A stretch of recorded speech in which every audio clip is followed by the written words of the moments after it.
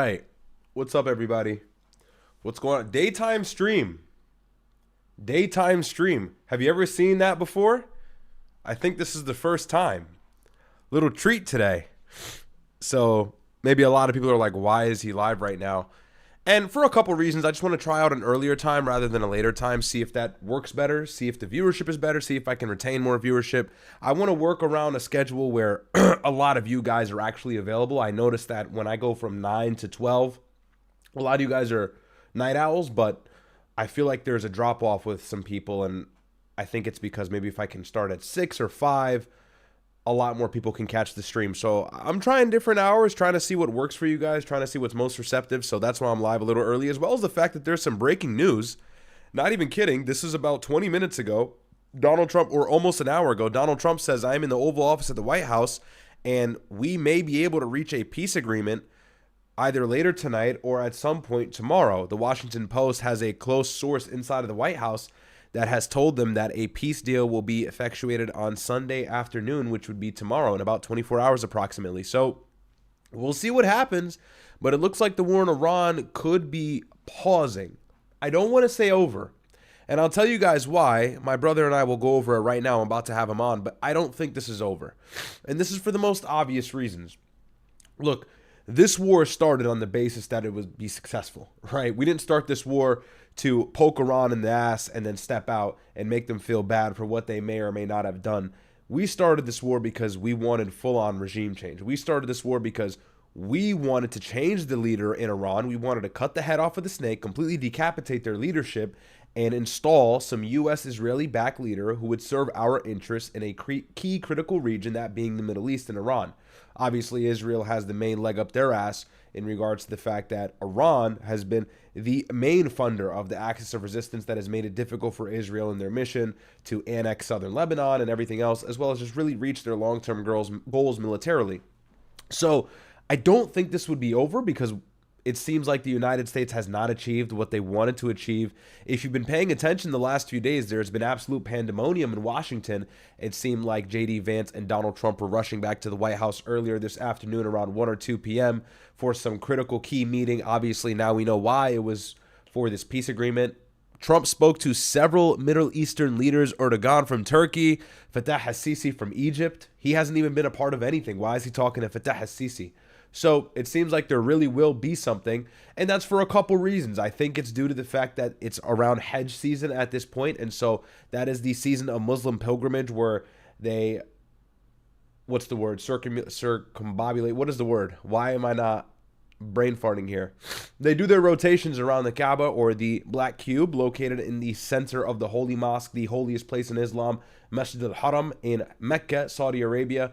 And obviously, that's a very lucrative time for Saudi officials. Mohammed bin Salman, the crown prince, and all of Saudi as a whole, they make a lot of money on the pilgrims, as well as the fact that, you know, they're still Muslim as well. They want to be able to allow worshipers to do what they want to do and visit Saudi Arabia. They make tons of money on tourism in the process. Obviously, people go from Mecca, then they go to Medina, they go to Ryad, the capital. They enjoy the time there. So it's a lucrative time for the country and the kingdom. But really importantly, Islamically, it matters. Right now on the Islamic calendar is that holy month. And so during the Hajj season, if there's missiles and drones flying over these worshippers' heads, well, then nobody's going to go do Hajj. And then that will even spark back more global condemnation. We can't go do our pilgrimage. Iran is fighting. Iran is bombing Saudi Arabia. Yada, yada, yada. Although I don't think Iran would ever try to hit the two holy mosques. That doesn't make sense because at the end of the day, Iran is a Muslim country as well. Shiite or not, I understand they observe Karbala in Iraq as their holy site, but they still recognize Mecca and Medina. And there's Shiite pilgrims all the time in Mecca and Medina making their rounds around the cube. So, you know, it doesn't make sense that that would happen. But again, just the region being in a state of war would certainly deter many pilgrims from showing up to the Kaaba. And then the other thing as well, the World Cup is around the corner. So there's lots of big events happening now in the world. And I think that key officials from all of these countries, these pivotal countries and these pivotal regions are now realizing maybe dragging the war out into the summer may not be the best idea. So I think this will be a long-term pause. And I think Iran knows that. I don't know if this will be permanent. I don't think it will be. As long as Donald Trump is in office, I think the war may continue. he may not resume it for a while. Who knows, maybe even a year. But as long as this MAGA administration is in office, I think they are obsessed with the idea of overthrowing Iran. And look how far we've gotten. I know, we got started about 80 days ago. It's like, why stop now? And I don't want the war to continue. I'm anti-war. I'm not warmongering. I'm just taking you inside of the mind of the administration and the Joint Chiefs of Staff. You've already started. You've done a good deal of damage, and so you haven't exercised all your options yet. You haven't hit the bridges. You haven't hit the power plants. You have not gotten other countries on your side, which probably wasn't going to happen anyways, which is why Trump attacked NATO in the first place. But it seemed like the United States was getting somewhere, but we had to pause the war. We effected the ceasefire on April 7th, and the reason for that is because the Gulf countries were getting hit back really hard, and that was something they couldn't afford. These Gulf countries are not strong. And then missile interceptors that we offered to these Gulf countries, the Patriot systems and all the other ones, had been starting to run low. And so the stockpile of interceptors and munitions were not at the level they were or the level they should be to fight an enemy like Iran that has thousands of missiles probably and thousands of drones at the time that the war started. So, it kind of makes sense that there's a big pause. But again, I don't know if this is really over. I don't know if this is really over. But we will call Myron. Oh my God. I'm still congested and stuffy, and we just can't catch a break out here, bro. We can't catch a break. Ugh.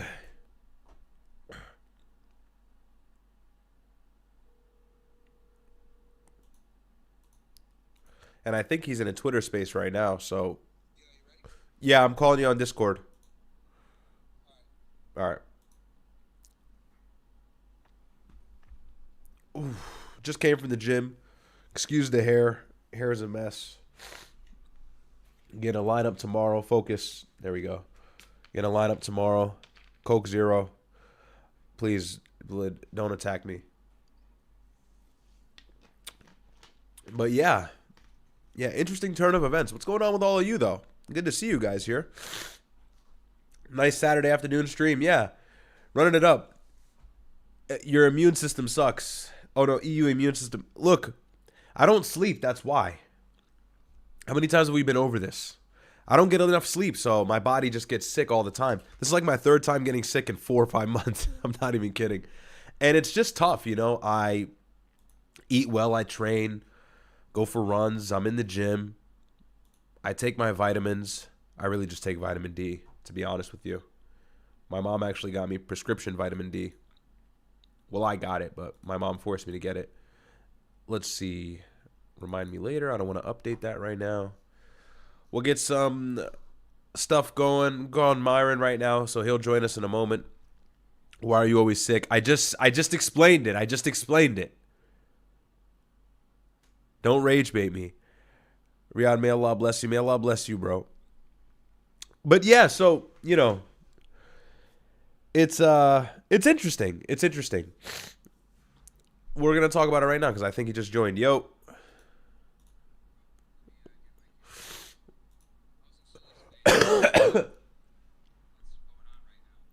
Yeah.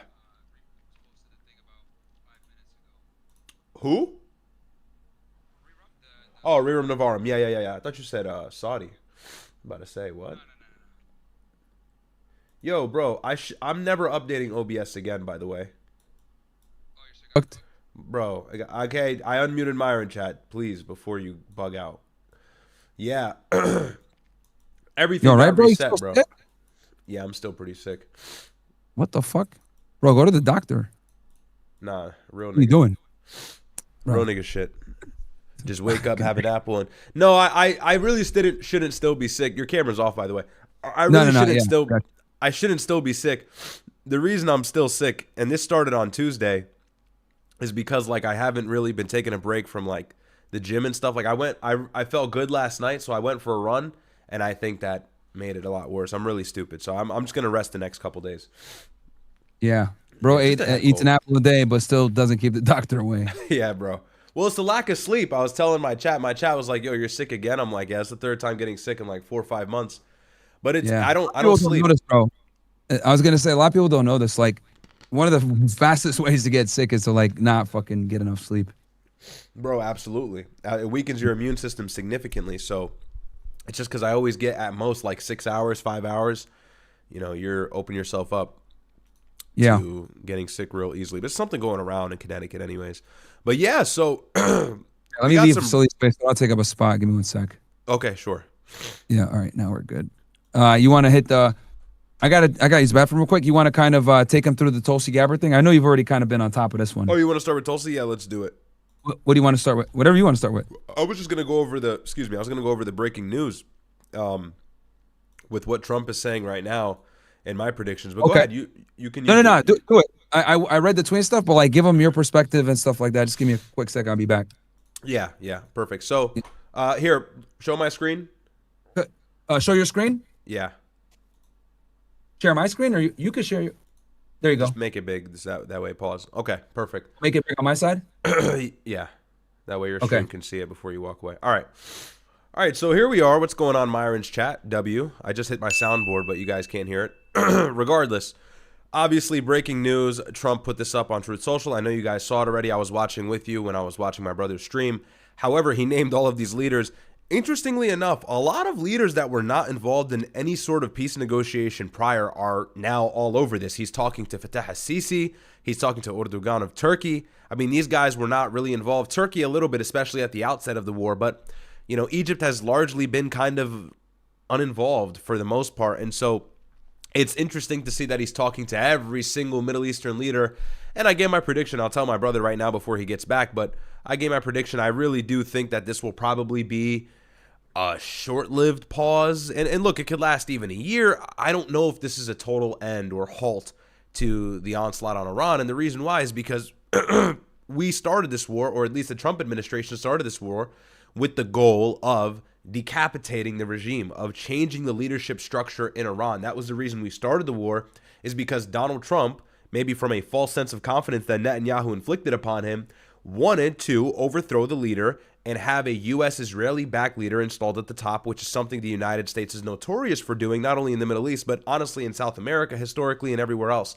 And so it's something we tried in Iran, and it obviously did not work as smoothly as it did in, let's say, Venezuela. And because of that, I think we're drawing back, looking at the board again, and seeing how we can restart this war in a little bit more of an effective way.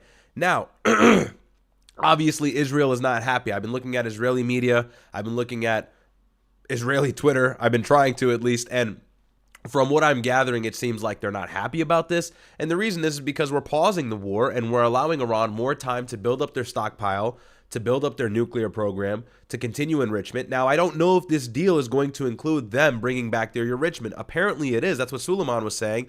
It might go back to 3.67%, which is what it was at the JCPOA. So it's like we pulled out of the Iranian nuclear deal to destroy a lot of their infrastructure, charge up their military, make them angry, install their more extreme son, Mujtaba Khamenei, instead of Ali Khamenei, who hates the United States, and then just tell them they can go back to 3.67. So it's all like, all right, this was for nothing, which is, again, why I don't think, forgive me, I know I sound terrible, why I don't think the war is really going to end here, because it just doesn't make any sense for the United States, right? If the goal was 3.67 enrichment of uranium, which is not weapons grade, but just enough for any sort of civilian endeavor like powering a power plant or something like that, well, then we would have never started the war. Obviously, we started the war because we wanted total regime change, or at least a large structure of the regime changed. We wanted the populace to rise up, take back the government. Never forget what MAGA started with when they started this war. They said Trump is begging the people, or rather the people of Iran are begging Trump to continuously bomb. They're like, why are bombs not dropping? So we spun this as if it was like something where Iran was desperate for us to step in, when we really created a rally around the flag effect in the country, and they became charged up as a fact and stood behind the IRGC if they did not prior. Goodness. Okay. So anyways, this is Rearm's post. I don't know if my brother went over this. He put this up about 10 minutes ago. But details on the agreement between the U.S. and Iran, according to Al Jazeera. Now, I don't know if this is official, but we're getting some sources leaked out of Washington Post and Al Jazeera, so we'll take it for what it is. It says, end of war on all fronts, including Lebanon. Now, I'll just start here before I continue. I know I'm yapathon. This really doesn't seem likely to me. Because Israel always has the ability, and I've said this before, always has the ability to just agitate and restart the conflict. All they need to do is bomb southern Lebanon, say Hezbollah is attacking us, Hezbollah did this, Hezbollah did that, and they can start the war right back up at a moment's notice. And of course, if southern Lebanon, which is a stronghold for an Iranian proxy, that being Hezbollah, is attacked, well, then that's grounds for Iran to start the war back up, or better yet, close the Strait of Hormuz again, or launch the speedboats into the strait, or hurl threats at these oil vessels that are not military, saying we're going to throw drones into the water if the United States and Israel does not stop attacking Lebanon, because they look at the U.S. and Israel as one foe. Justifyingly, by the way. I mean, why would you not look at that? That makes sense. Or why would you not look at it that way? That makes sense. The United States and Israel are synonymous with one another. So they look at Israel attacking Lebanon as the United States being involved, because our tax dollars are funding those strikes that are hitting their Iranian proxy home to southern Lebanon anyways. But regardless, I digress. We move on here. Freeing several $1 billion from Iran's blocked funds. Again, this is a huge L for the Israeli side, because the whole real crux of the JCPOA, the reason why Israel was unhappy about it, and Netanyahu actually flew to Washington and got a standing ovation from Congress condemning it, is because we opened up Iranian funds in so that they can likely fund their proxies. And so that was the main concern from Netanyahu, as well as a couple other things relating to security. But if Iran gets a ton of this money, yeah, they're going to build their infrastructure, their people will be happier, and so maybe they won't hate the regime as much. That's all unfavorable for Israel, because they want everybody to hate the regime. But the biggest thing is they can give Hezbollah a lot of money. They can give the Houthis a lot of money. They can give the mobilization forces in Iraq a lot of money. They can give Hamas a lot of money even, because there's still some existent remnant of Hamas as well. So this is problematic, again, for Israel. Not for us, who cares, but for them, this matters. And of course, if it matters for Israel, well, then it's going to matter to Donald Trump. Goes on to say, lifting the U.S. naval blockade and opening up the Strait of Hormuz. This is great for both sides. However, and I was saying this, Myron, while you were gone, the issue now with Iran and the Strait of Hormuz, and I'm sure the United States is going to set up some sort of preventative measure so this doesn't happen again, at least try to, is now they've got the Strait of Hormuz in their back pocket, and the whole world knows it. So it'll be even more unpopular to restart a war with Iran, because everybody's going to go, well, there goes oil. There goes 20% of the world's oil supply. These oil vessels are being threatened with drones and speedboats. Energy is not going to be in a shortage in Asia and Europe, whatever. So that's unfavorable, because Iran knows they have that in their back pocket. However, if they open it up, no foul, no harm. That's great. And then withdrawal of American forces from the immediate vicinity of Iran. I'm not sure what that means in detail. I don't know if that pertains to the U.S. bases in the Middle East, like are they the biggest one in Qatar or anything else, but yeah. And then it says, after this, the parties will have 30 days to agree on the nuclear issue. Iran will commit to not building a nuclear weapon in the MOU, but its enrichment and uranium, will not be discussed until later. These 30 days can be extended by mutual agreement. During these 30 days, passage will be facilitated through the Strait of Hormuz, according to Iran. Management of the Strait of Hormuz will be an Iranian-Omani issue, which it was prior, no change there, and is being negotiated with Mosque. So, yeah, I mean, interesting. Very interesting. What are your first thoughts? Because I said, I don't know if this is going to be long term. I don't think it makes sense, because we started this war on the basis of changing the regime or changing the power structure. We didn't get anything we wanted. I think this is just a pause for the pilgrimage, maybe. Who knows? Yeah, what do you think? Suleiman, I was talking with him about this right before I jumped on with you. We were on this conversation specifically. He thinks, which I think is actually a pretty good hypothesis. He thinks that the FIFA World Cup, obviously the pilgrimage, all of these different things going on would just like really create a lot of problems. So apparently, I think they're kind of doing this to kind of potentially rearm, go from there, not lose money, because everyone's going to take an L. Let the world recover a little bit, get some oil back in, and then I don't think this is going to be the end of the war, bro. I think at this point Trump understands he's lost militarily, so he just needs to kind of go back and reassess alongside the Israelis. I agree. And the real simple reason, my camera keeps coming out of focus here, it's probably because it's daytime. I don't have it adjusted for this. But the real reason why it only makes sense that this is not over is because the whole point of this war was to get what we wanted. Like, we knew bombing Persia and Iran would be risky, but we did it for the big goal, the big golden prize, which is regime change, right? And that really serves Israel, not really the United States, but the two are synonymous at this point, especially MAGA. And we haven't gotten that. And so, to me, it just seems like we're going to draw back, collect our marbles, kind of recover financially, recover economically, recover militarily, replenish our missile interceptor systems that are critically Yeah. low in the region that will be guaranteed to be struck if we hit Iran, that being the Middle East. Yeah. So we're going to replenish on those, the THAADs, the Patriot missile interceptor systems, and everything like that. And then maybe we'll restart anticipating the Strait of Hormuz will be weaponized against us, and that'll make things a little bit different. And I don't think a restart would happen for some time. It maybe be a while, right? But and we're getting closer to midterms. Interceptors. Yep. This could go into the midterms. Yeah, good point. You know, because I think he realizes, like, okay, if I keep doing this shit, bro, I'm already. He has the lowest approval ratings ever right now. He was like at a 37% or some shit. I thought he was approaching the level of Bush in 08. Has it gotten lower than that? I saw some stat about that. I didn't know if that was true. Chat, let me know. Last I looked, 37%, one of the lowest, approval ratings ever, especially for Trump. Yeah. So yeah, and take a look at this. I'm glad Suleiman mentioned that because if you could see my screen, this is from the Middle East Eye. This is 3 days ago. By the way, really good news outlet. They don't get a lot of traction and attention, but they Middle East Eye, bro. I literally just played the Rajab video from them. Yeah, I was watching some of that. It was tough to watch, but I was watching some of it. Bro, they do really good. Guys, if you don't follow Middle East Eye, you want to know what's going on in the Middle East and Israel and everything, this is a pretty good outlet. I recommend them. Anyways, so they're a little bit, liberal, but they give you the full scoop as to what's going on. Yeah, so, they're woke. Like, take it with a grain of salt, but you could still get quite a bit of good from this. Absolutely. You know what I mean? But it says here, this is 3 days ago, Trump postponed U.S. attack in Iran. Remember, he said 2-3 days, and then Mohammed bin Salman called him, the crown prince of Saudi Arabia, said, yo, chill out. And they pointed to this as one of the main reasons. I'll read it for you guys here.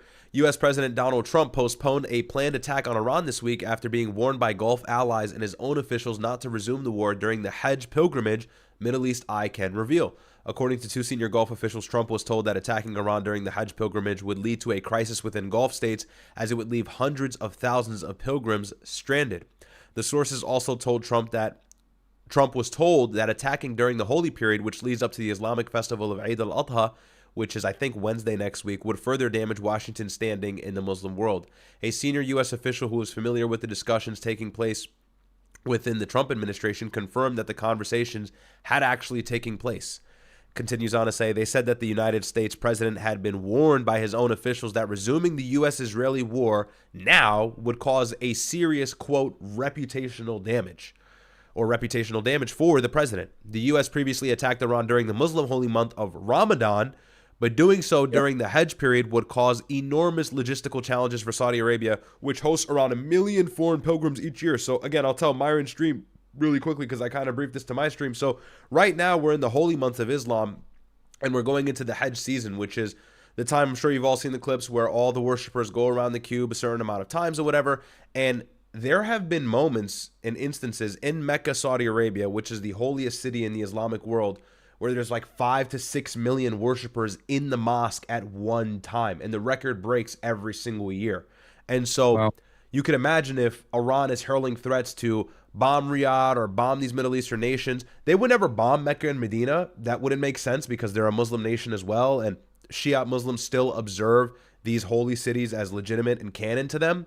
They have their own holy city in Iraq, that being Karbala, but they would never bomb these holy cities. But regardless, even the threat of it would deter pilgrims from going to Saudi Arabia or going to any Gulf countries after, because the real spin with people who do Hajj or people who do Umrah, which is the pilgrimage, the Islamic pilgrimages, is they typically will do the Hajj, they'll do the Umrah, and then they'll go to Qatar or they'll go to Dubai and they'll hang out and they'll spend tons of money and they're paying for hotels. It's very lucrative for the Middle East. This is a very money-making season, as well as the fact that the leaders are all Muslims, so, they observe it as well.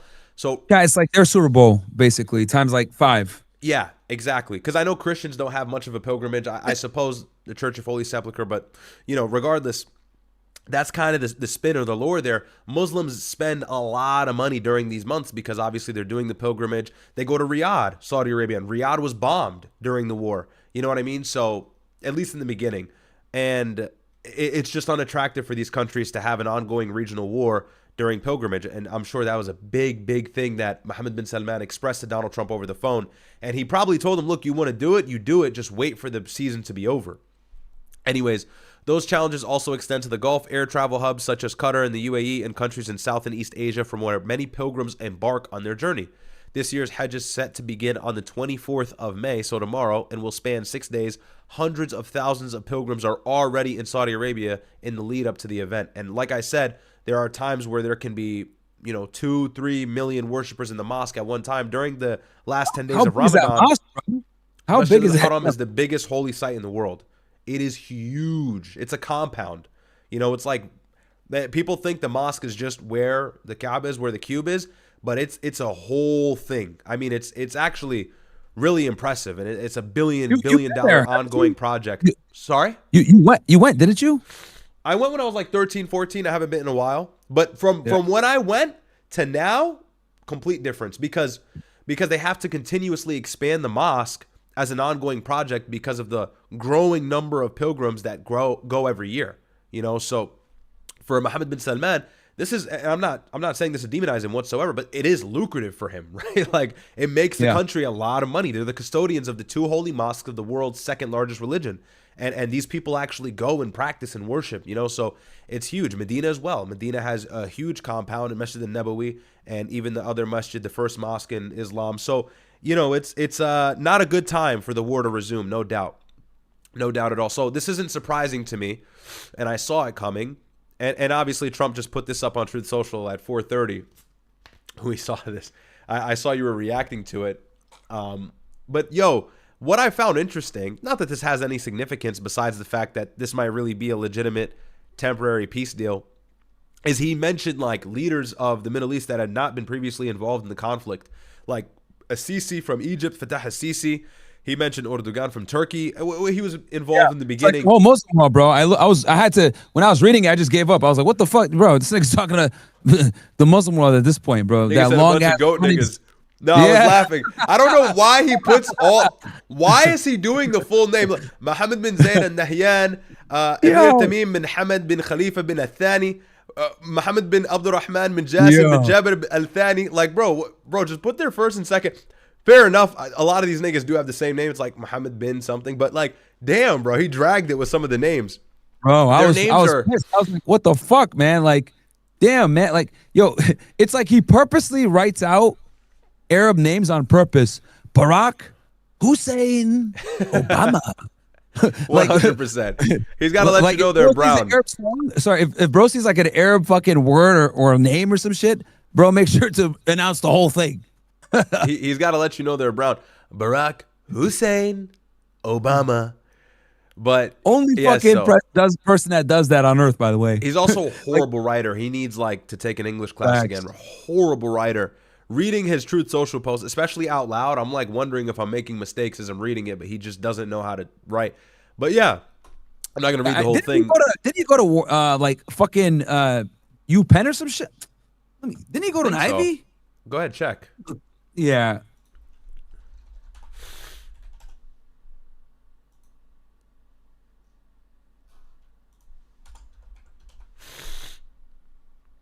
Okay, Trump earned a Bachelor of Science in Economy from Wharton School at the University of Pennsylvania in 1968. Damn, 1968, bro? Yeah.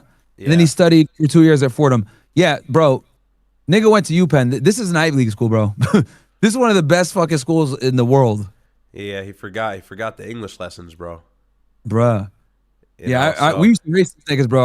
We used to fucking cook these dudes, though. These and just for a visual explanation as well. So again, I know a lot of Christians in here and whatever, but this matters. This is an element that you got to understand as well. Take a look at my screen. So this is the Holy Mosque here, just on the map. I mean, this is Mecca, Saudi Arabia. Just to zoom out, give you guys an idea as to where we are. But if we go in here, like this is all the mosque. It is huge. Oh shit. Okay. Yeah. Dang, so bro. I mean, yeah. And if we go here, back a page. So there'd be 6 million niggas in there? That's crazy. Can fit 6 million. No pun. So see, like you can see some photos here. It's a very, very, very, it's a compound, it's almost a city. It fits a lot of people. So, don't want a war going on while you've got millions of Muslims here. Like this is filled. Like there's no space. Like at all. Especially in the last 10 days of Ramadan, that's when it's like crazy. That's when the records always break. But I mean, bro, this is millions of people who fit in here. So Not the time for war, according to the Crown Prince. And I wasn't even going to read it, but I guess at the end here, this makes sense. Final aspects and details of the deal are currently being discussed and will be announced shortly. In addition to many other elements of the agreement, the Strait of Hormuz will be opened. That's the biggest thing, right? It's like we started this war saying, we're going to kill the leader, we're going to change the people in 4 days. Now it's like, please open the strait, please open the strait. It's like, bro, you went from a fucking demon to a pussy. It's actually crazy. That's so tough. Anyways. Yo! This Bro, is also, what the fuck? yeah, this was also on my, I also saw something from, Please open up the strait. please open the strait. You're killing my approval rating. Rearm put this up as well. I thought this was interesting. A source close to negotiations told the Washington Times. So it says the U.S. and Iran are expected to announce the finalization of draft proposal of peace by Sunday afternoon. So maybe we'll get in the next 24 hours instead of tonight. Top negotiators, though, Parliament Speaker Mohammed bin Ghalibaf. So this is the Parliament Speaker, Vice President J.D. Vance. Obviously, our Middle Eastern envoy, Steve Witkoff, Jared Kushner. They approved the draft. So, and they just got to throw J.D. Vance's name in here so he can carry this to the debate stage in 28 and say, I helped stop the war. But you're still laughing at the Yo, I'm sorry, bro. Like, you know how I am. I got like a creative imagination. So, like, I'm in my head, like, picturing this shit. It's like, please open up the strait. I know I killed all of you, but just do it. Come on. It's going to be very bad. You don't want power plant day. Okay, just open it up. Yeah. And you know, that's how you know Iran was really strategically, again, people are going to say I'm pro IRGC. I really don't care. Iran was strategically whooping our ass because he had Donald Trump saying, I'm going to send them back to the Stone Age. He wasn't saying that because he hates Iranians. And dumbass access. Yeah, these dumbasses were saying it because they needed the strait open. Like, yeah, maybe it's because they hate them, I suppose. But the real political and strategic reason, the logical reason is because the Strait of Hormuz being closed was choking the shit out of the global economy in the United States as well. And so that's where the desperation kind of stems from, is they had to really ensure that Iran would open the strait. And that's why every single peace proposal that we've seen that has failed had the stipulation from the U.S. side of the Strait of Hormuz being entirely open under at least joint control. But yeah, it seems like things are going to go back to the way they were. This is also up as well. Israeli Prime Minister Netanyahu is set to meet tonight with coalition party leaders and senior Israeli security officials to discuss the emerging U.S.-Iran agreement. Yeah, them niggas ain't. They're gonna keep. How do you think we can start the war back up? So, guys.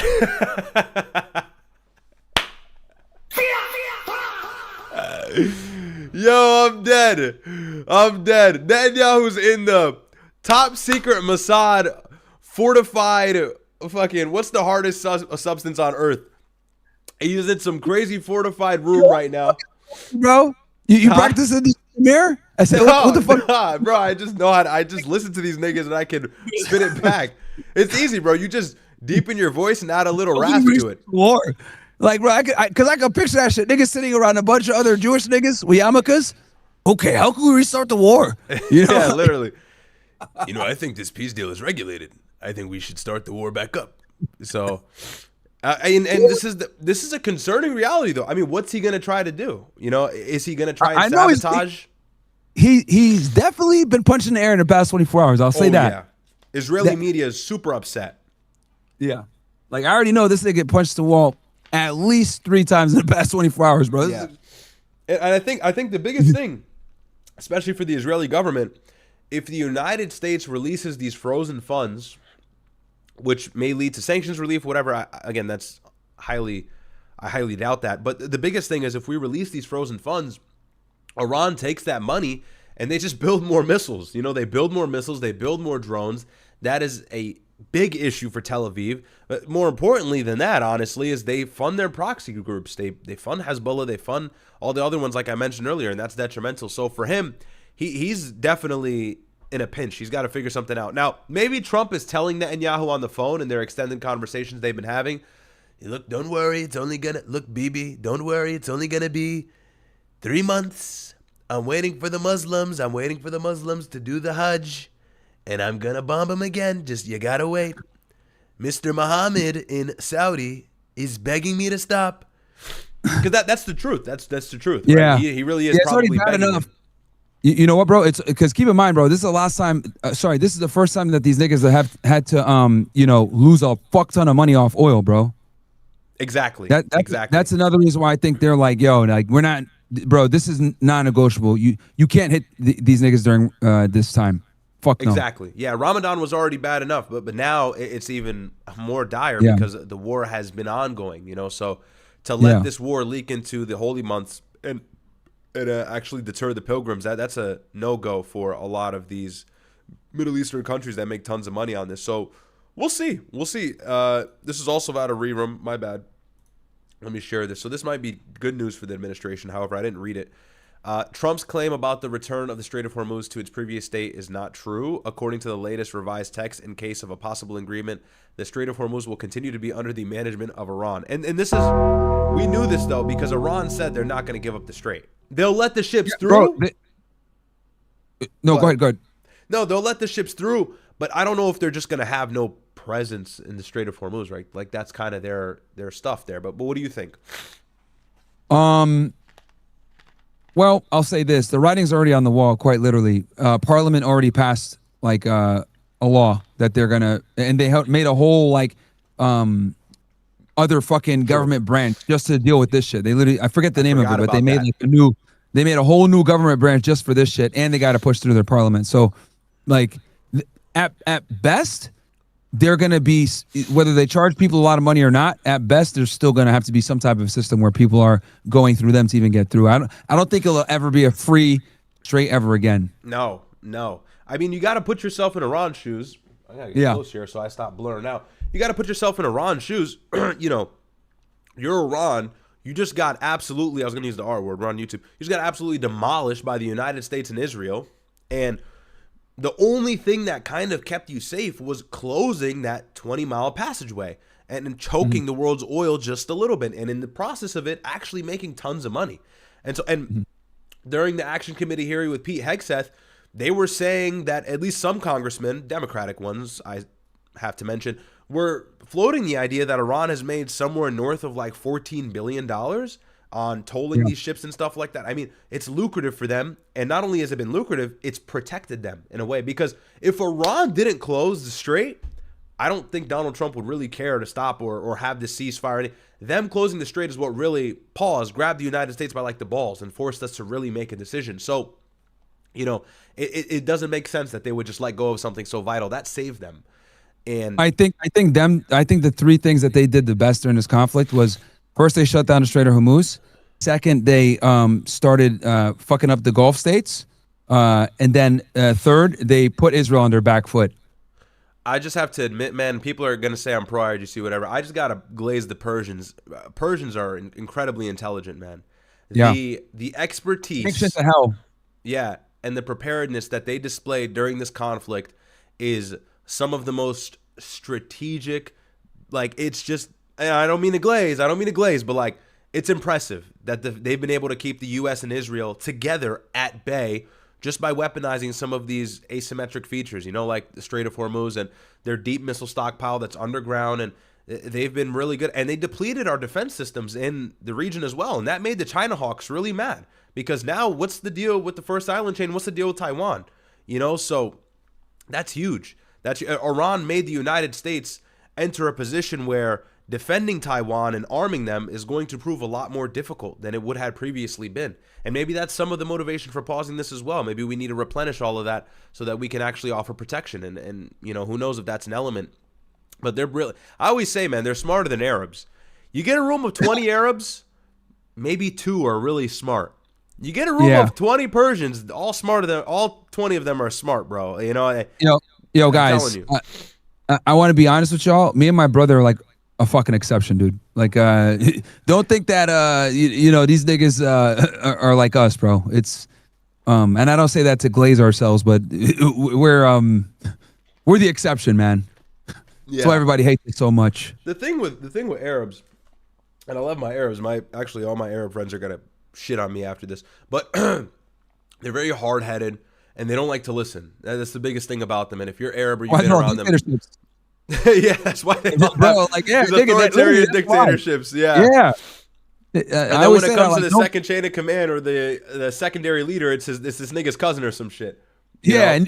and bro could barely count. He was a fucking goat herder. Yeah. Now he's the head of fucking treasury. Some other nigga that's never shot a gun. He's the head of the defense ministry. Yo, You know what I'm saying? there is this clip from Tate a minute ago. I forgot what clip it was, whatever, but I know he said this. He said that, with like minorities, they can't get ahead because they're always letting their fucking cousin or brother do some like important job. And I just thought that was so funny. It's pretty ironic, the situation we're in now, but I'm all right. I'm all right. But like white people, it doesn't matter. Like a white guy will own a company or whatever. He'll be some big mogul, billionaire, oil industry, tech CEO, whatever he is.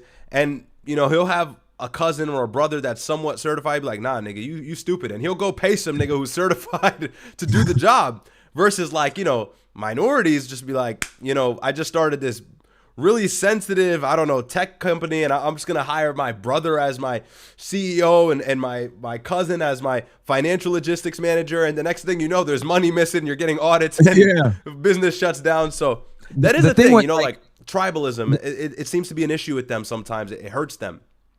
In the Arab world, bro, like, and I've talked about this before, the reason why everyone's a dictator and needs to be a dictator is because they prefer to put people in positions that are loyal versus competent. And that's what ends up happening half the time. Like, they don't really pick the people best for the job. They pick the people that have their back and wouldn't betray them.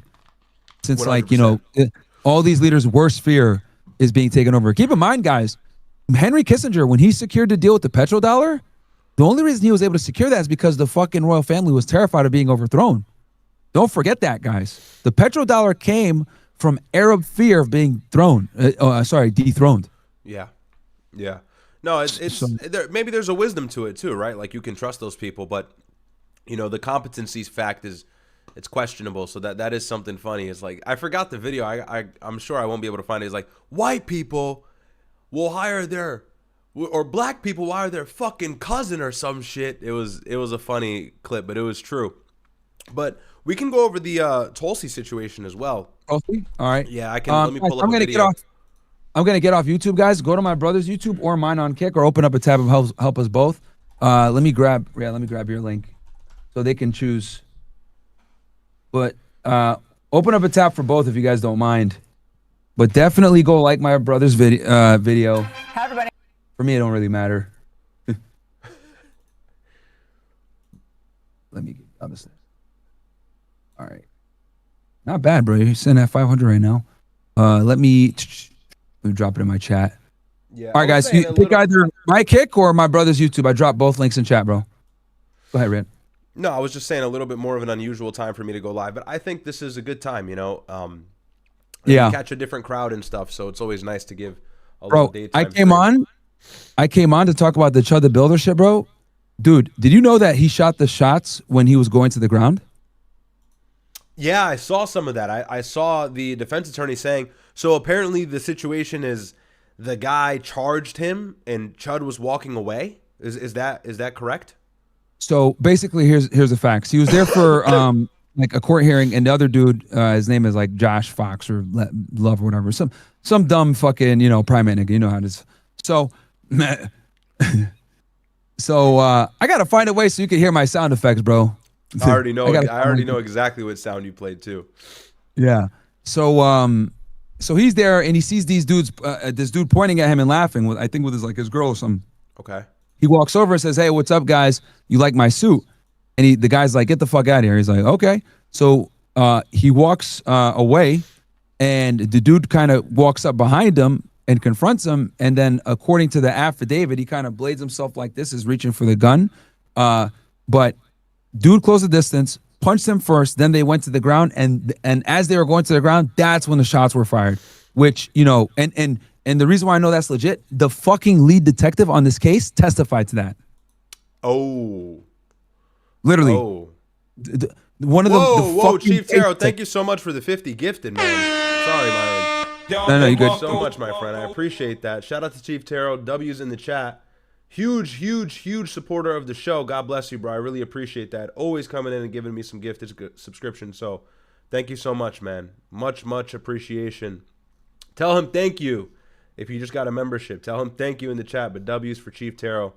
Again, God bless my friend. Thank you. Go ahead. You were saying. And guys, if you support my brother, you support me. So don't ever feel like you got to pick and choose. Just it doesn't matter who you want to support. Like we are one, guys. As gay as that sounds. What was I gonna say? Where were we? So he tackled him to the ground. Yeah, so he tackled him to the ground, and then that's when the fucking shots were fired. Which I was talking with Andrew Brank about this earlier. Also, his defense attorney said in court, bro had him in a headlock, bro. Oh. Yeah, Chud in a so headlock. that's probably why he grazed his arm. He's probably trying to shoot behind him. Bro, see, I'm telling my brother is fucking smart, bro. Well, that just makes sense. Nigga didn't even know I had mentioned that. Boom. Yeah. No, I swear to God, I didn't know. Cause in my head, I was like, yo, because if you look at where the shot went off, if I'm not mistaken, it was like on one of his sleeves, right? Yeah. Like it went like there, and you can see like when a I rip. saw the video of him in court, it was on his left arm. It was like right here. And I'm like, how the fuck do you graze yourself there? So he's probably trying to do this. Yes. Exactly. That's actually very realistic. That I could see that happening to anybody, even if you're certified with firearms. You know, you try to kill somebody or shoot somebody from behind you, you're gonna graze your arm maybe. So yeah, no, that makes sense. And I saw a video. I didn't know if it was real, so that's why I never really pulled it up or reacted to it. And I don't know if I'll be able to find it, but I did see like this clip surfacing of somebody being slammed on the ground from like this really weird, obscure angle, and they were saying it was Chud and the guy. And so maybe that footage is useless. That was, but that footage is fucking useless because it only shows like the last few seconds when the cops came, but like the whole first part is. But what I can say is basically this: the cop testified, the video footage was shown, and you can see this dude clearly walk up to him and attack him. The cop said that he didn't see a headlock or whatever, but Dalton's defense attorney said that he was put in a headlock, right? Which you don't want to lose your bar lying in open court. So what did the witnesses say? I think the only witness was the investigator. I think he was like the key guy. Oh, I don't know if he testified.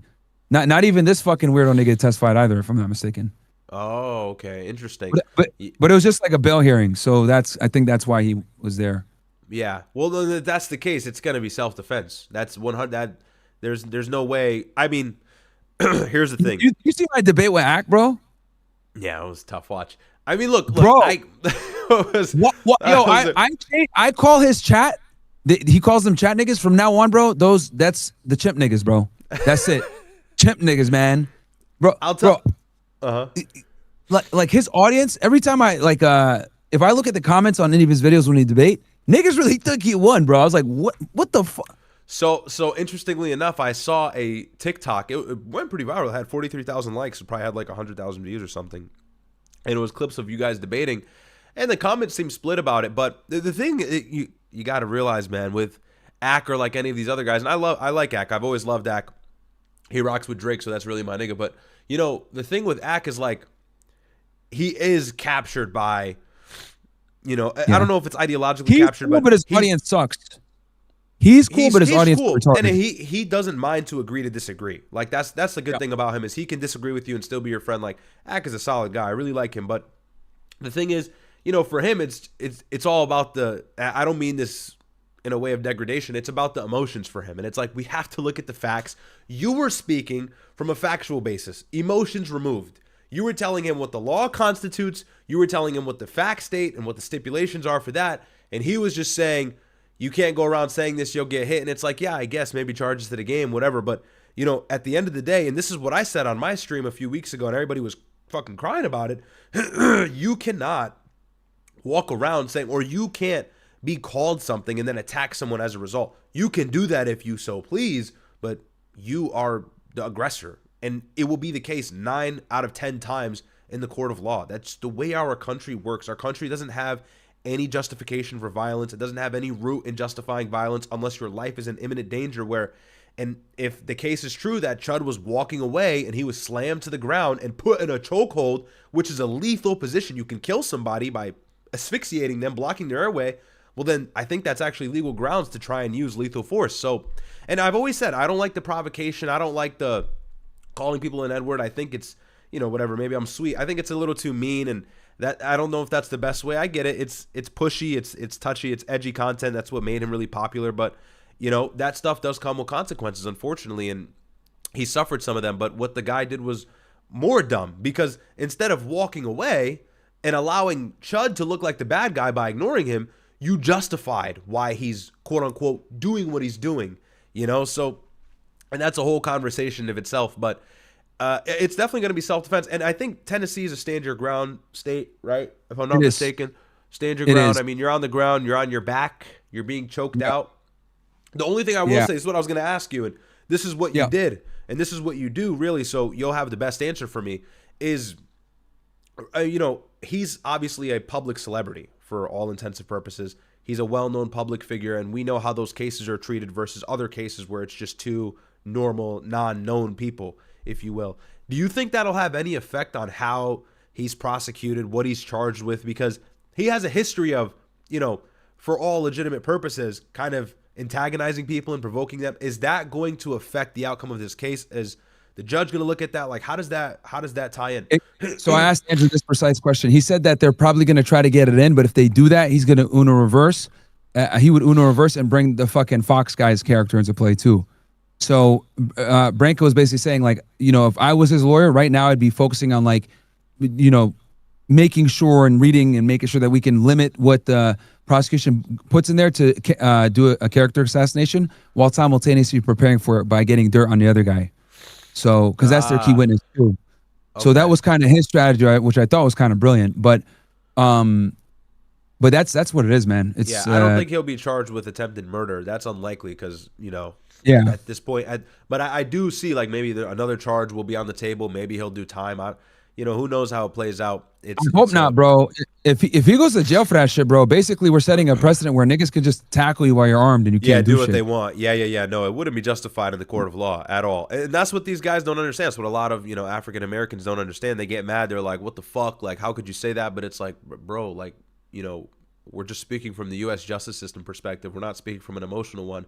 I've said several times on record, you really shouldn't be hurling that word around. It's not a good idea, especially if you're not black. It's like, you know what you're doing when you do that. So it ended up falling flat on its face, really, the idea of it. But I think that was some of Chud's goal, and he didn't say any slurs. And he didn't use any slurs on those guys. And then on top of that, this dude had wrote a Facebook post saying that he's going to fight him to, kickstart his Twitch career, which is fucking insane. Oh, he said he's going to use the money to what? No, bro. Back in January, he literally said, oh, that Chud nigga don't be by our side of town. I want to fight him when I see him. Oh, and it will help me run up my Twitch career. Bro, literally said it in January. Oh, okay. Oh, well, then, that changed everything. Oh, he didn't even call him a slur. Okay. Yeah, well, then, that changes everything. Nope. That changes everything.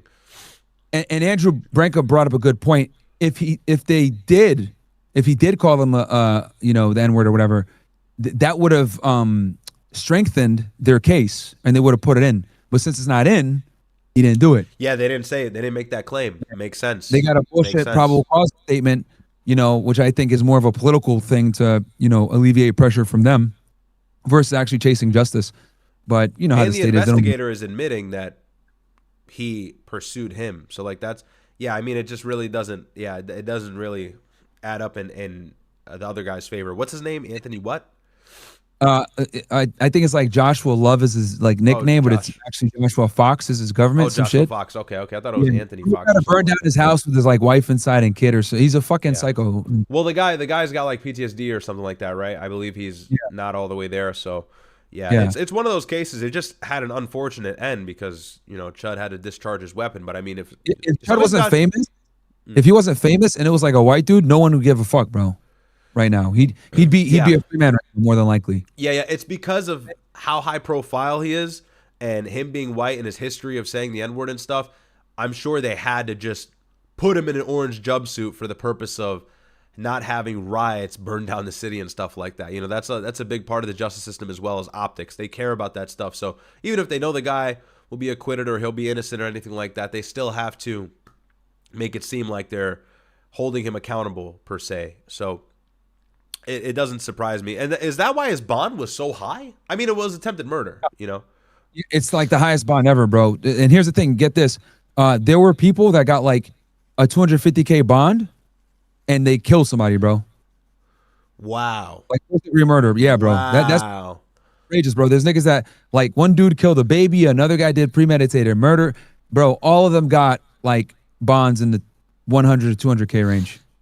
Yeah, well, that makes a lot of sense actually, and Yeah, you know, it's the thing is it's a preventative measure. If Chud was not arrested and put in jail and given that bond, there would have been subsequent riots. There would have been a lot of civil uprising.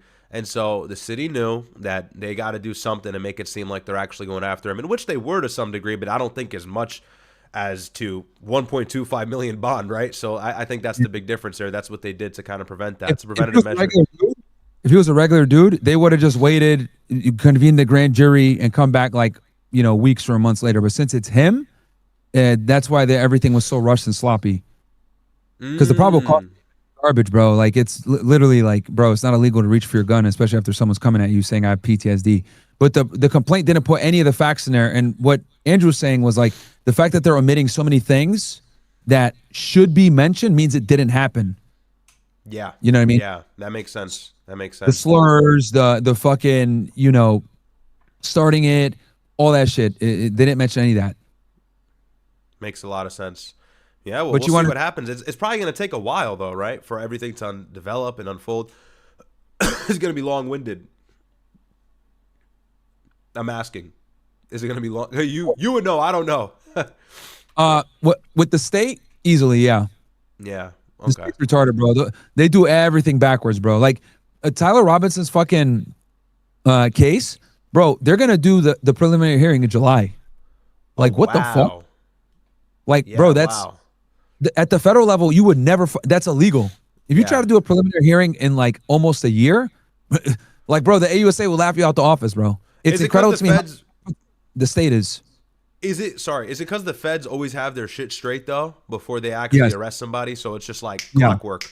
Okay. Yeah. Because like, I know when feds get you, it's over because they already got the whole scoop on you. They could have arrested you 5 years ago. Like that's how it is with them. So okay, makes sense. Makes sense. Yep. And that's go ahead. No. I was gonna say I'm very interested to see what keeps going on. But yeah, Sneeko and I were talking about it and everything, and you know, some people were like, "Oh, you know, you guys are totally right. I agree in regards to like the situation," and then other people were like, "Hey, man, it's some bullshit." Remember, Sneeko did the impression. By the way, I was that stream we had when you said, you had me literally. I was in tears on stream. Was it yesterday? No, it was the day before. I went live on Thursday, and I was reacting to the Hellcat monkey cat thing. I was literally in tears. That clip is so funny. Did you watch it again? I might have to show you, bro. It's actually hilarious, bro. They did a good job. Brett is hilarious. No. Somebody sent it to me on Discord. It just clipped it up. Like I forgot that you sent that, and I was like, yeah, Sneaker, you need to get out of the Hellcat, man. And you was like, nigga got the monkey cat. And I was telling the stream how like I know when my brother's about to make a crazy ass joke because he starts like slowly, methodically giggling, and like you could see him like laughing and shit. I was like, I already knew a crazy unhinged joke was coming, bro. That shit was funny. Yeah, man. Yo, I get excited, bro. I'm like Mordecai when I'm about to make a racing joke. I just get. You were like rubbing your hands and shit. I was like, oh, he's about to say some crazy unhinged shit. I'm behind the tree like this, just kind of. All right, let's cook this voodoo ass Haitian nigga, man. Yo. He tried coming for us, bro. He tried saying shit about Sudan, bro. Had to come for that nigga. Had to come for that nigga. That nigga's land is cursed, bro. Yeah. Some dude. Oh, hello, monkeys. Thanks for the 5 gift. Yo, what are these? Yo. Some nigga, hello, monkeys pops on the screen on their 5 subs, bro. Yo, bro, it's your chat. Your chat is crazy. Rather, nigga. You got a based ass chat, I must admit. Oh, Ryad, you need to see the OSS chat one time, bro. Oh, I've seen it, bro. I've seen it. Oh yeah, I collect the memes and send them to you. Oh yeah. What the fuck? I literally collect those memes and send them shits to you, bro. Them shits are too good. Yeah. The OSS chat is fucking nuts. Based ass community. I want to. I just before we get into the Tulsi thing, I want to have a little bit of comedic relief. But I don't know how to screen share a video on Discord. I don't believe it'll allow me to do it because I'm actually on Discord as I'm talking to you, so it's fine. But you want to send me the link for it? I don't know if I could. I guess I could download the video, right? And send it to you on Telegram.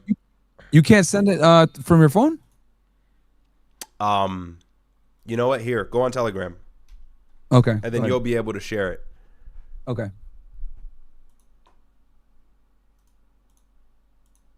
Send it over to you right now.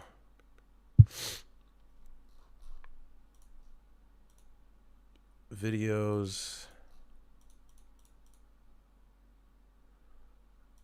What time did you start stream, by the way? I meant to ask you that. You've been on for a while, or I'm sorry if I kept you. Yeah. 7 hours now. I was gonna. Damn. I only wanted to come on for like 2, bro, and now I'm here, bro. Something's wrong with me, bro. I knew I shouldn't have fucking hopped on. I was like, bro, it's the grind. It's the grind, man. It's the grind. I don't blame you. All right, and then you're like, yo, I'm about to get on. I'm like, oh man, here we go. Yeah. It's all good. Hey, you know what? It won't. I can copy the message link. I don't know. You can try that and see if it works, but I don't know if it's really gonna do the trick. But I have a Tulsi Gabbard video ready right after. But see if you can pull that up. Nah, it won't let me. Fucking gay. Yeah. I clicked the Discord channel. It doesn't let me. Rather, you know, I might have just cooked. All right, we're cooking. We're cooking. All right, look at my screen. Okay. Cooking. IT tech support. All right, ready? This is rather, you know, like a German luxury. I don't know. I'm not. Yeah, okay. This kind of crazy Sneeko got a Hellcat, bro. Like, yeah, what kind that's of really funny. That's really like. Nigga got the monkey cat. That's not even. That wasn't even clever. Like, how are you? Yo, bro. The funniest part is. You're like, you can look at you, bro. Look at your hand. You're ready. Yeah. And then, huh? You know, I get hype, bro. Like it's you know. And look, so you got like some small giggles. You already know you're about to say some crazy shit. Yeah, nigga got the monkey cat. And then what's funny?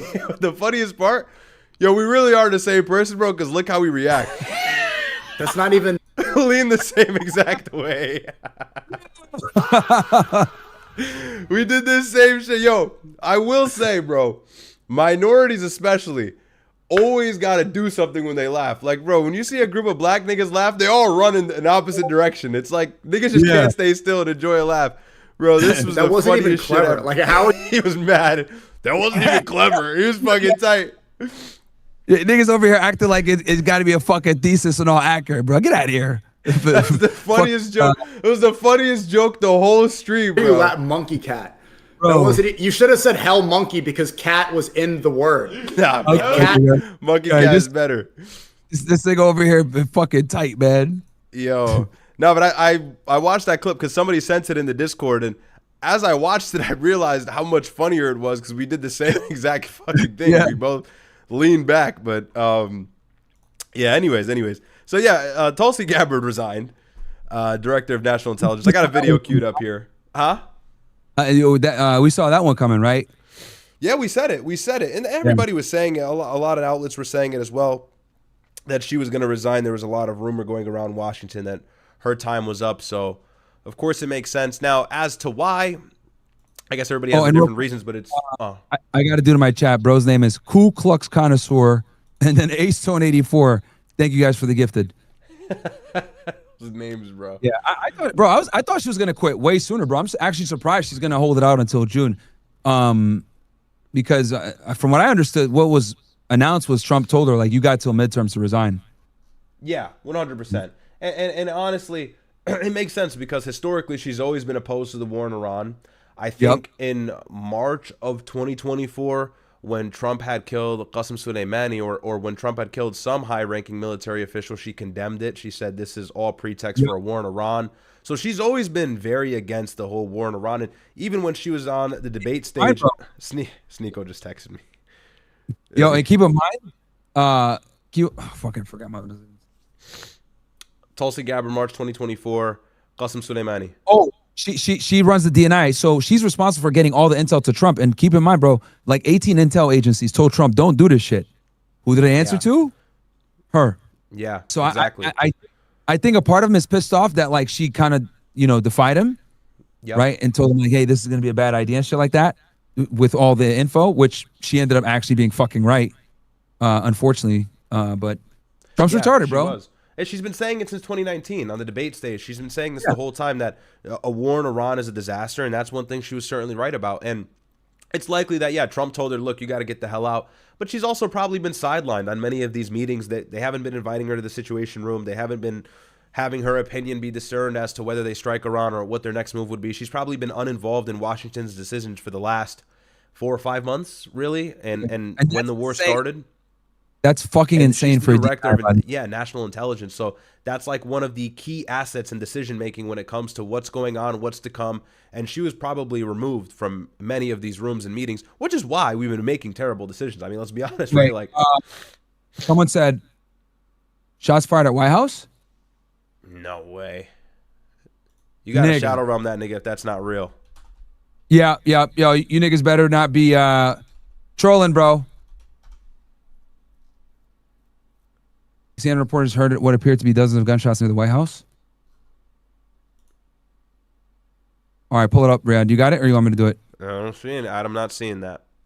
You're not seeing it anywhere? Nah. Let me double check. Oh, okay. He's right. Good chatter. Yeah, NBC News reports anywhere from 20 to 30 shots were fired. Here. Pull it up. This is rearm. This nigga rearm quicker than everybody. NBC News reports anywhere from 20 to 30 shots were fired on the North Lawn. Press gathered nearby were ordered by U.S. Secret Service to run into the briefing room. Whoa. What the fuck? Several shots have been heard at the White House. 6:11 p.m., so about 10 minutes ago. This rearm nigga is a fucking machine. Yeah, hang on, you check like the news.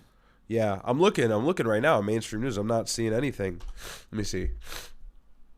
Here, while you dig it up, I'll be right back. Give me 1 sec. Sure.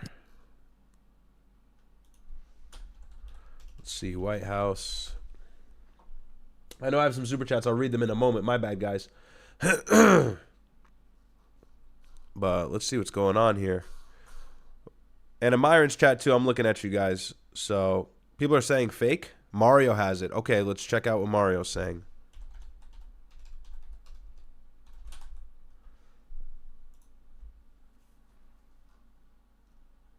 Okay, here we go. Hopefully that's big for Myron's chat. Oh, shit. Oh, shit. You guys might want to look at this. Can you guys see this large? Let's see if you guys can see this large. All right, you could see it. Take a look at this. That President Trump has said a deal is close, only for the two sides to remain far apart. No.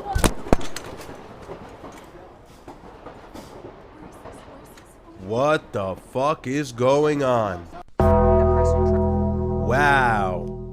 Wow. So this here reads, footage from ABC News has captured the moment shots were fired outside the White House. ABC News footage captured audio of the gunfire in real time. Roughly 20 to 30 rounds were reported fired outside of the White House. That was probably Secret Service exchanging shots. Secret Service rushed the press from the North Lawn into the briefing room. Situations remains active and developing. No confirmation yet on injuries. A suspect or motive. President Trump's status not yet confirmed. All right. Yeah, that's not good news. Very, very unsettling news there. I'll continue to try and find more posts. Guys, if you know anybody who's posting on this. Oh, okay. All right. Mario's all over it. So another one here.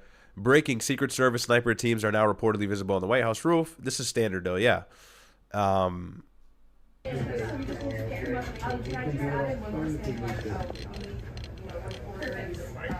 Seems the situation is contained.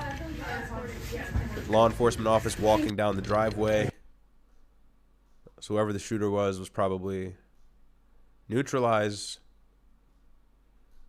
or subdued. Yeah.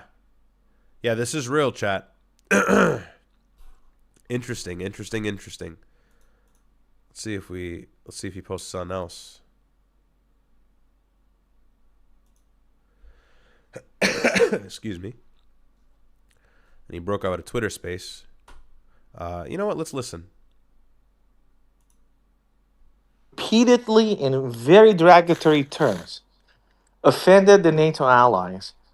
They said, well, okay, you know what? This is your war. Go for it. We're going to just stay out. And of course, the Strait of Hormuz remained closed, and the president's hands were tied And yes, he had to accept a deal that might eventually What I said. result in significant diminishment of the United States. Okay, so I'm talking about Iran. I'm trying to hear about this White House shit. We just spoke about Iran at nauseum forever. Let's see. News White House. Still nothing fresh. Okay, here we are. CNN. Sounds of gunfire heard near White House. So same thing. This is a developing story. Will be updated. Yeah. Reporters were secured inside the White House. CNN is reaching out to the U.S. Secret Service. CNN can see Secret Service officers holding rifles on the north lawn of the White House. So yeah, this is on the north lawn. All the press are inside. And hopefully there are no serious casualties. And more importantly, casualties of legitimate ranking political officials. That would be detrimental. So let's see. Looking at Myron's chat and my chat. False flag. Oh, could you guys not hear that? Could you guys not hear it? Myron's stream? Somebody said they could hear it. Yeah. Very interesting.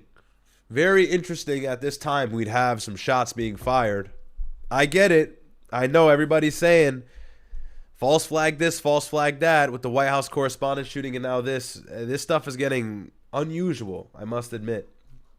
And, you know, this might be ballroom talk. Might be more ballroom talk. We'll see. We'll see. Let me read some super chats on mine, and then Myron will do the same thing for you guys. But shout out to everybody in here. Chud is going to have a tough time paying to defend himself. 1.25 million is nuts. Yeah, I thought somebody gave him the money, though, right? I don't know.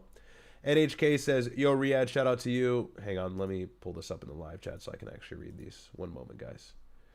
Yo, Ryad, shout out to you. Shout out to Myron. Appreciate the updates. I thought Trump went in for nuclear reasons. What do you think? What do you guys think happens with that? Is that an L for him? No, I mean, that's what he says, right? That's what him and P. Hexet say, is that they went in for nuclear. But really, the whole goal is they went in because Israel can't deal with the pressure of the proxy network and Iran's missile program and Iran potentially having a nuke, because then their power will be checked. And we'll have a checks and balances system in the Middle East, one that we don't have right now because Israel's the only nuclear power. So, because even if Israel created a nuke, they don't have intercontinental missiles to shoot them over here. And they wouldn't be interested in nuking the U.S. Why would that make any sense? Mr. Ferdinand, W. Ryad, check rearm, gunshots fired at the White House. Yeah, you super chatted that in. I'm sorry, bro. Thank you for the 2. You and your brother should do a series. When you're live, you're like not paying attention to what's happening. You're just talking about what you plan to talk about. So, apologies. That dude says you and your brother should do a series called When the Jordans Fit for the Police video. Myron does. Videos Myron does. Yeah, we could do that. Mr. Ferdinand, them boys do not want this deal done. No, they don't. Danny Tobia says they want that ballroom. Facts. Thank you guys for the super chats. This could be an in for the ballroom. Oh, my God. I'm just congested. Myron just went to the White House. Where is he? This nigga just went to report at the White House. Okay, he just sent me something on Telegram. Let's see. Oh, yeah, okay. So Rearm posted the same post that we just saw. Yeah, I'm getting sussed out now. I mean, this is... So there was the White House correspondent shooting. I think prior to that, there was a shooting right outside the White House, around the street, around the block, something like that. If you guys remember that story, that wasn't as big, but that was big as well. And then now you have this. It's like, what the hell is going on? The increased attacks on U.S. personnel or the president. It's really starting to rub oddly on me. Close. And for those of you who missed, who are just coming in, I'll play the video one more time.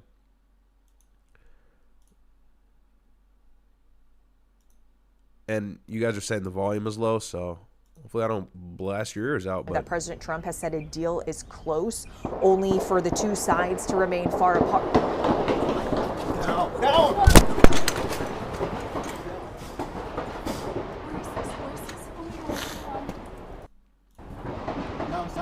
That President wow, Trump that's crazy. Look at that reaction. That is crazy right there. Scary, scary stuff. So we'll wait to see. While we're waiting for developments on that, we'll watch this Tulsi Gabbard video because that's what we were going to do next. But I will be watching Twitter very closely, so don't worry. Do not worry. I'm Yasmin Vasugian here in New York. We're coming on the air with breaking news. Tulsi Gabbard, Director of National Intelligence, has resigned from her post, telling President Trump today that she is resigning to support her husband during his cancer battle. Want to bring in NBC News Chief White House correspondent Garrett Haake, who has more reporting on this. Garrett, this is the fourth person to resign within this president's administration. I know we're now getting a glimpse of a letter in which... Oh, Myron, you guys can't see that, huh? Let me call him. Tell him to come back so you guys can see the stuff I'm sharing. Okay. Perfect timing. Yeah, I just sent you that video. Yo, I don't even know if your stream's been able to see everything because Oh, I got it up now. We can. Yeah. I'll play the video one more time just for good measure, just in case anybody missed it. My bad. Only No, for you're the good. two sides to remain Bruh. Yeah, that's crazy. 20 to 30 shots allegedly, and a lot of it's probably Secret Service. I was gonna say, yeah. Secret Service exchanging gunfire and neutralizing the threat, which I'm sure we're gonna get news of in a moment here. So we'll keep up with that. But in the meantime, not many developments. CNN put up an article, so they've been pretty quick on it. CNN is usually kind of quick on this stuff. Okay, so here we are. A little bit of detail. Secret Service official told CNN that the agency was investigating reports of shots fired at the corner of 17th Street and Pennsylvania Ave Northwest, which is just right outside the White House complex. Okay, so not even inside. Members of the press corps on the North Lawn were rushed into the White House briefing room. Inside the White House, reporters were told to shelter in place as Secret Service agents shouted, "Get down," and warned of shots fired. One reporter said the sounds appeared to come from the Eisenhower Executive Office building side of the White House complex. Secret Service agents carrying rifles could be seen moving through the North Lawn area following the incident and blocking the White House press briefing room. I'll just say this. Obviously things are still updating. It is starting to get a little weird now.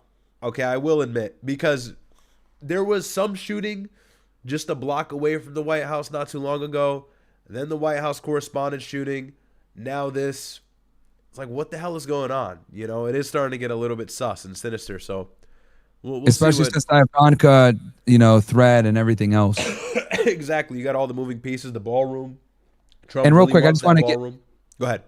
Get or create. You. Thank you for donating 100, bro. Here's to your Sunday stream. You're going to need more Gorilla Mind today. Thank you so much, bro. I had to give you your own shout out. I apologize. I just saw it now. So thank you for that, bro. Get or create. Thank you. And guys, I'll read the rest of your chats here soon as well. You want to tackle, we'll probably be finding out Mario's running a space right now. I listened in and he's talking about Iran. Okay. Jump back in and see what they're talking about. That's cool. We could cover Tulsi because they're probably not going to tell us what the fuck actually happened for at least another 20, 30 minutes. 30 minutes, before we get some legitimate, real details. Some concrete facts. Ain't no way they're gonna be able to keep that shit from the journalists. Very true. All right, perfect. Well, then let's watch this Tulsi Gabbard video. Crazy stuff, man. We go live on a Saturday. There's 2 breaking developments. Maybe a peace deal in Iran and then White House shooting. At least we're here for you guys. Like the video. DNI Gabbard actually gave to the president upon her resignation. Walk me through what more we're learning. Yeah, Yasmin, 4th cabinet official to resign from the president's administration all this year, all interestingly women. That letter that you're showing, I hold a copy of it in my hand, is a letter that the DNI presented to the... And Joe Kent as well, although he's not officially, I guess, in the cabinet, I suppose, but Joe Kent as well. President just today, I'm told by a senior administration official, thanking the president for the trust he placed in her, for the opportunity to lead the director of national intelligence, but saying that she is submitting her resignation effective at the end of June to care for her husband, Abraham, who was recently diagnosed, she says, with an extremely rare form of bone cancer. Her husband had been a presence, very visible presence alongside her during her own time running for president on the campaign trail and in her public life. Now she says she needs to step back to take care of him. It comes at a very notable time here as the president's been weighing his options about resuming the war with Iran, something that we know Gabbard had spent most of her political career opposing. In her role overseeing all the nation's intelligence agencies, she had, at least on paper, a key role in the decision-making process around the White House. But our reporting has been that she was often sidelined from some of those key moments, particularly around Iran, where her opposition to the conflict was a well-known sort of matter of public fact, Yasmin. Do we know anything more about the seriousness of this diagnosis, Garrett, and how long they had known Kind of perfect timing. about her husband? Tulsi Gabbard. Kind of, yeah, but it's pretty interesting timing. Well, you know, maybe it's because Donald Trump was really about to launch strikes again, and the Crown Prince talked him out of it. That could be something, which is why she just said, let me get out of here before the war restarts. Yeah. Because she had all the way up until midterm. So technically, I guess it was there's been a lot of premature. resignations, man. Like Bongino can't, like, I think even though Bongino won't admit it, I think like they kind of realized that, you know, staying on the Trump train would destroy them when they get out. Like Bongino, you know, obviously gets harassed every day. People calling him a pedo protector and all this other bullshit. So, Yeah. you know. Yeah, no, it only makes sense. It only makes sense. You know, Pam Bondi and everybody else, the Epstein files, the Iran war, they're dropping like flies. And honestly, some of it, I suppose, is to save face, you know, for a political future. You're a part of this MAGA campaign, and all they're doing is bombing Iran, and they still got the Epstein files that might be thrown back in their face after November. You don't want to be inside of that administration. The Democrats are going to smell blood if they get the House, or they get a lot of seats in the House. So that, you know, And maybe I'm convinced if a Democrat gets into power, they're going to go after everybody in administration, even if they got pardons, bro. Oh, 100%. Well, it's easy to do that. Unfortunately, it's easy to go after everybody in the administration because, like, the inside trader stuff. Remember the poly market with the military general? He betted on Venezuela's regime change. Donald Trump is talking about Apple 5 days after he invests $500,000 into it, and then Nvidia, same thing, which I think is legal. Wow. Yeah, he's been doing that as well. J.D. Vance just got pressed about it. Somebody asked J.D. Vance in the White House, like, what do you think about Donald Trump saying something about a stock and then investing millions of dollars into it? And he gave the most, like, diplomatic answer. We can react to that after this, actually. It's pretty funny. But, yeah, this administration is a hot target for Democrats, unfortunately. So they're going to come in and smoke them. Yeah. The dumbass Slutnik, that nigga. Bro, how you make that guy the, you know, Secretary of Commerce, bro? Like, what the fuck? Stupid. Trump is like a nigga. Trump just gives all his boys important jobs. That's why this MAGA campaign is dead. Yeah. He's an Arab, basically, bro. I really put is. niggas that were the only. Yeah, bro. And I get it. Like, a lot of presidents like to install loyalists, but Trump has been the worst. Like, he's been most guilty of it. So. Diagnosis. We don't know. My colleague Kelly O'Donnell had one source familiar with Gabbard's decision-making who confirmed the diagnosis is thought to be quite serious. But in terms of how long it's been known or what exactly that care plan or prognosis might look like, we don't yet know. We've not also heard from the president on this, who may offer more detail, perhaps as soon as the next couple of minutes as he's making his way up to New York for a political event today.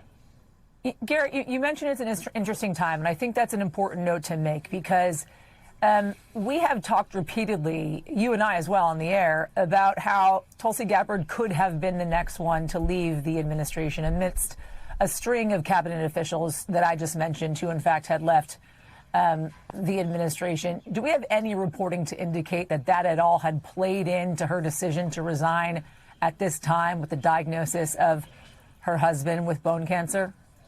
Nothing beyond what would honestly be pure speculation and Kremlinology, Yasmin, but I think it has been well reported over the last several months that, again, despite the sort of prominence of her role on paper, she was not considered a key decision maker in some of these moments, whether it be around Venezuela or Iran. John Ratcliffe, the CIA director. Sorry, did you want me to pause? No, you're good. Marco Rubio and his Venezuela Secretary of State and National Security Advisor. I think we're playing some of the roles that you might be more likely to see the DNI play in a different administration. But whether that was a frustration on her part or led to some disenchantment with the president, I think it's too early to say.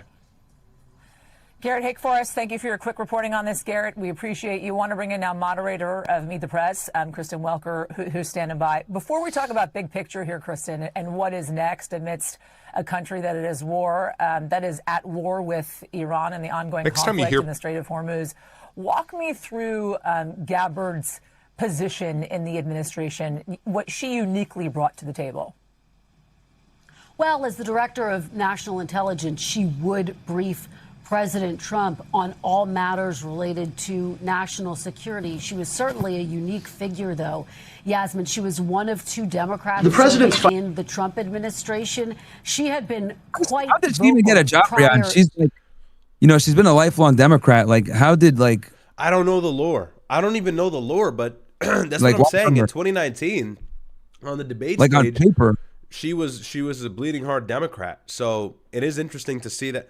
And that's the thing with like politics and a lot of these people and even the administration, they're just there because they want a political position. You know, none of them really have this ideological base. It's Also, they're getting crazier and crazier on the left. So like what used to be Democratic, you know, True. 5-10 years ago is now like fucking considered right wing. Like I call it like the Tim Pool effect, where the Yeah, left just they're- becomes more and more radical, and it just makes the people that were regular liberals now look like centrists or conservatives. Yeah. And it's, you know, here's the thing is like, if you're on the left, but you're not in favor of, let's say, somebody under the age of 18 making a decision about a surgery regarding their body and their genitalia, well, then you're a far right extremist. And so a lot of people on the left have to identify as somebody who's center right, even though really they're like actually still a leftist in some regard. But I mean, that's She comes off to me as a libertarian. 100%. 100%. Yeah. Joe Kent, her, Yep. even Tucker in Thomas some Massey. ways, Thomas Massey as well. They're not really like, you know, and far right is way too much of a stretch, but they're really not as right wing as a lot of people like to think. But that's kind of like even Candace is maybe can have some libertarian perspectives as well. That's the populist idea now, like the popular idea, and it's all because of Israel. Like it's all the war crimes against children, the story with Hajj that you just watched. Like that has turned people into anti-interventionists completely. And they have some point. They have a good point, you know. So that's kind of what's motivated that ideology. But Tulsi is definitely somebody who was against the war, and she's contradicted the president almost over a dozen times at this point. And they forced her into a bad position with that hearing earlier this year in March, I think. He undermined her on Air Force One too. Remember when he said she's wrong or whatever? Yeah. When they asked him about, you know, your intel reports, and she's like, nope, she's wrong. Yeah, yeah. Even though she's not the only one in the IC who said that Iran doesn't have a nuclear weapon, nor are they planning on making a nuclear bomb. You know, Trump has to remove everybody who's not going to be a loyalist and actually support him in front of the cameras, even if it means lying. So, I mean, credit to her, I suppose. Now, she used the excuse that, maybe not an excuse, maybe it's a legitimate reason that her husband is battling cancer. That's fine, that's legit, but you'd have to be an idiot to think that the Iranian war has nothing to do with it.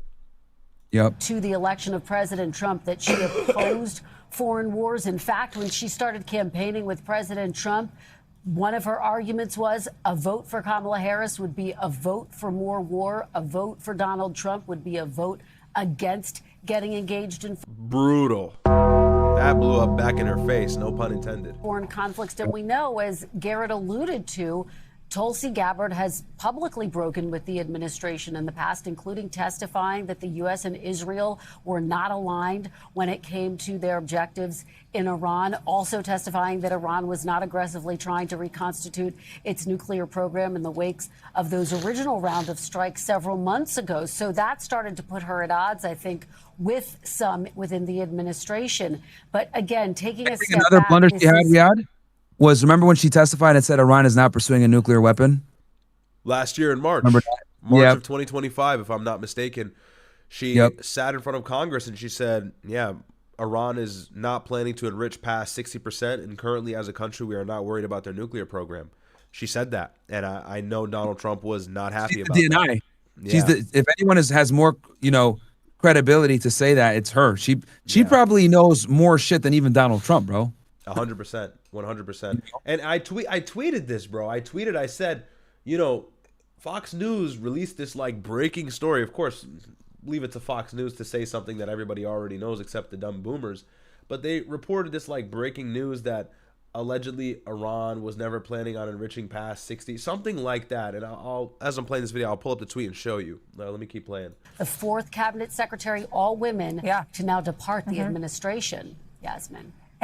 And then you think, Kristen, about the position that this country finds itself in right now. We just saw the indictment of Raul Castro, former leader in Cuba, obviously the arrest and charging of Nicolas Maduro, the president of Venezuela. So it was this right here, and it was just so laughable. Here, like I just reshare the screen because it's gonna be dumb. Oh, Discord. So Fox News politics, Intel bombshell. Ex-counterterrorism chief says U.S. spy agencies agreed Iran wasn't building a nuke before war started. This was in May 8th. They said this, and I quote to you today. I said, like, this is not news. Like, Tulsi Gabbard said this last year, and anyone with a brain knew this. So it's like, I think an idea. Under oath too. She literally said it under oath. She didn't just say it like a fucking in an interview. Very she was true. Good point. Under oath. If she lies, she's going to jail. So, like, bro.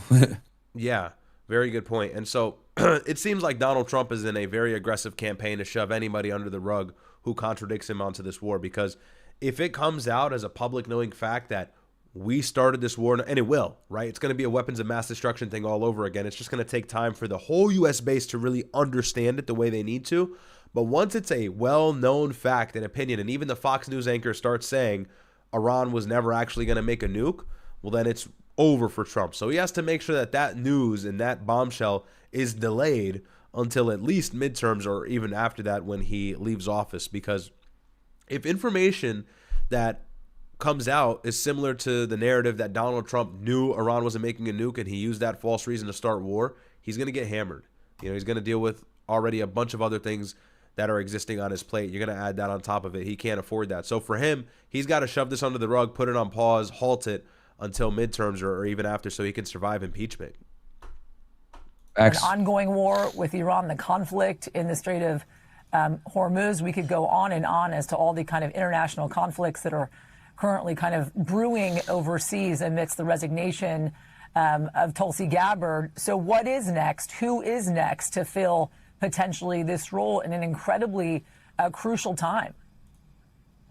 Well, that remains an open question, but there's no doubt this is a critical moment, Yasmin, for all of the reasons that you just laid out. And the big question, what will President Trump's next steps be in Iran? We know that negotiations there are all but stalled, and it comes against the backdrop of this extraordinary political moment where we are seeing Republicans in Congress stand up to President Trump really for the first time in a unified way, refusing to vote for this fund that President Trump wants to give to members of his allies who he thinks have been mistreated under the Biden administration. How could that play? It is interesting, like, senators that have always been with Trump are now opposing him in legislation, and Tulsi Gabbard, Joe Kent, Thomas Massey. Like, I'm telling you, there is a second war to fight against anybody who opposes MAGA right now. And the reason why it's so popular, or the reason why it's so powerful, is one, it's the president of the United States, so whoever he endorses has a really good chance. But two, it's synonymous with, like, Israeli money. Like, the Israeli lobby and Trump are working overtime to push out any detractors, anybody who's saying this war is for Israel, anything like that. And so that combination is devastating because it's never been that closely knit. People always say, oh, the president has always been controlled by Israel. Yeah, duh. Of course, we know that. But Trump has really been like the Trojan horse for Israeli policy. Like, he has been the front runner, some of the worst that I think we've seen in a long time. Every president, like Hunter Biden said to Candace, like every president since like fucking, I forget who, maybe Carter, since like the Carter era, has been, you know, Israel's been saying we need to bomb Iran, we need to bomb Iran. Yeah. Yeah, and John Kiriakou said that as well. And other CIA officials, I think Larry Johnson said that Netanyahu had begged not only Trump, but Biden and Obama and Bush to bomb Iran. And they all say, hey, that's beyond the pale. Like, I can't go that far. I'll give you your little proxy war here. I'll give you weapons here. I'll do what you need me to do here. But in, you know, Libya, Syria, whatever. But in regards to me bombing Iran and starting a war with the IRGC, I'm not doing that. And so that's what I'm saying. Donald Trump has been the true forerunner. He's been revolutionary in achieving all of Israel's goals. That's why he's paraded by all of these guys like Mark Levin, Ben Shapiro. They love him. They love him, you know, because he's serving all of their interests. He makes people vote across lines, bro. Like, how do you get Bill Burr, a leftist, Jay, you know, Zio, Bill you know, people like Bill Ackman, and then you get him in the same room to agree with like Ben Shapiro and fucking, you know, crazy. Mark Levin, or conservatives. That's why he's brought them all together. Yeah, bro. These dudes will like, and that's what I mean when I say these people are Israel first. Like, they'll completely say fuck American politics and vote for the benefit of Israel, even if their domestic politics are completely different. Yeah, you know, 100%.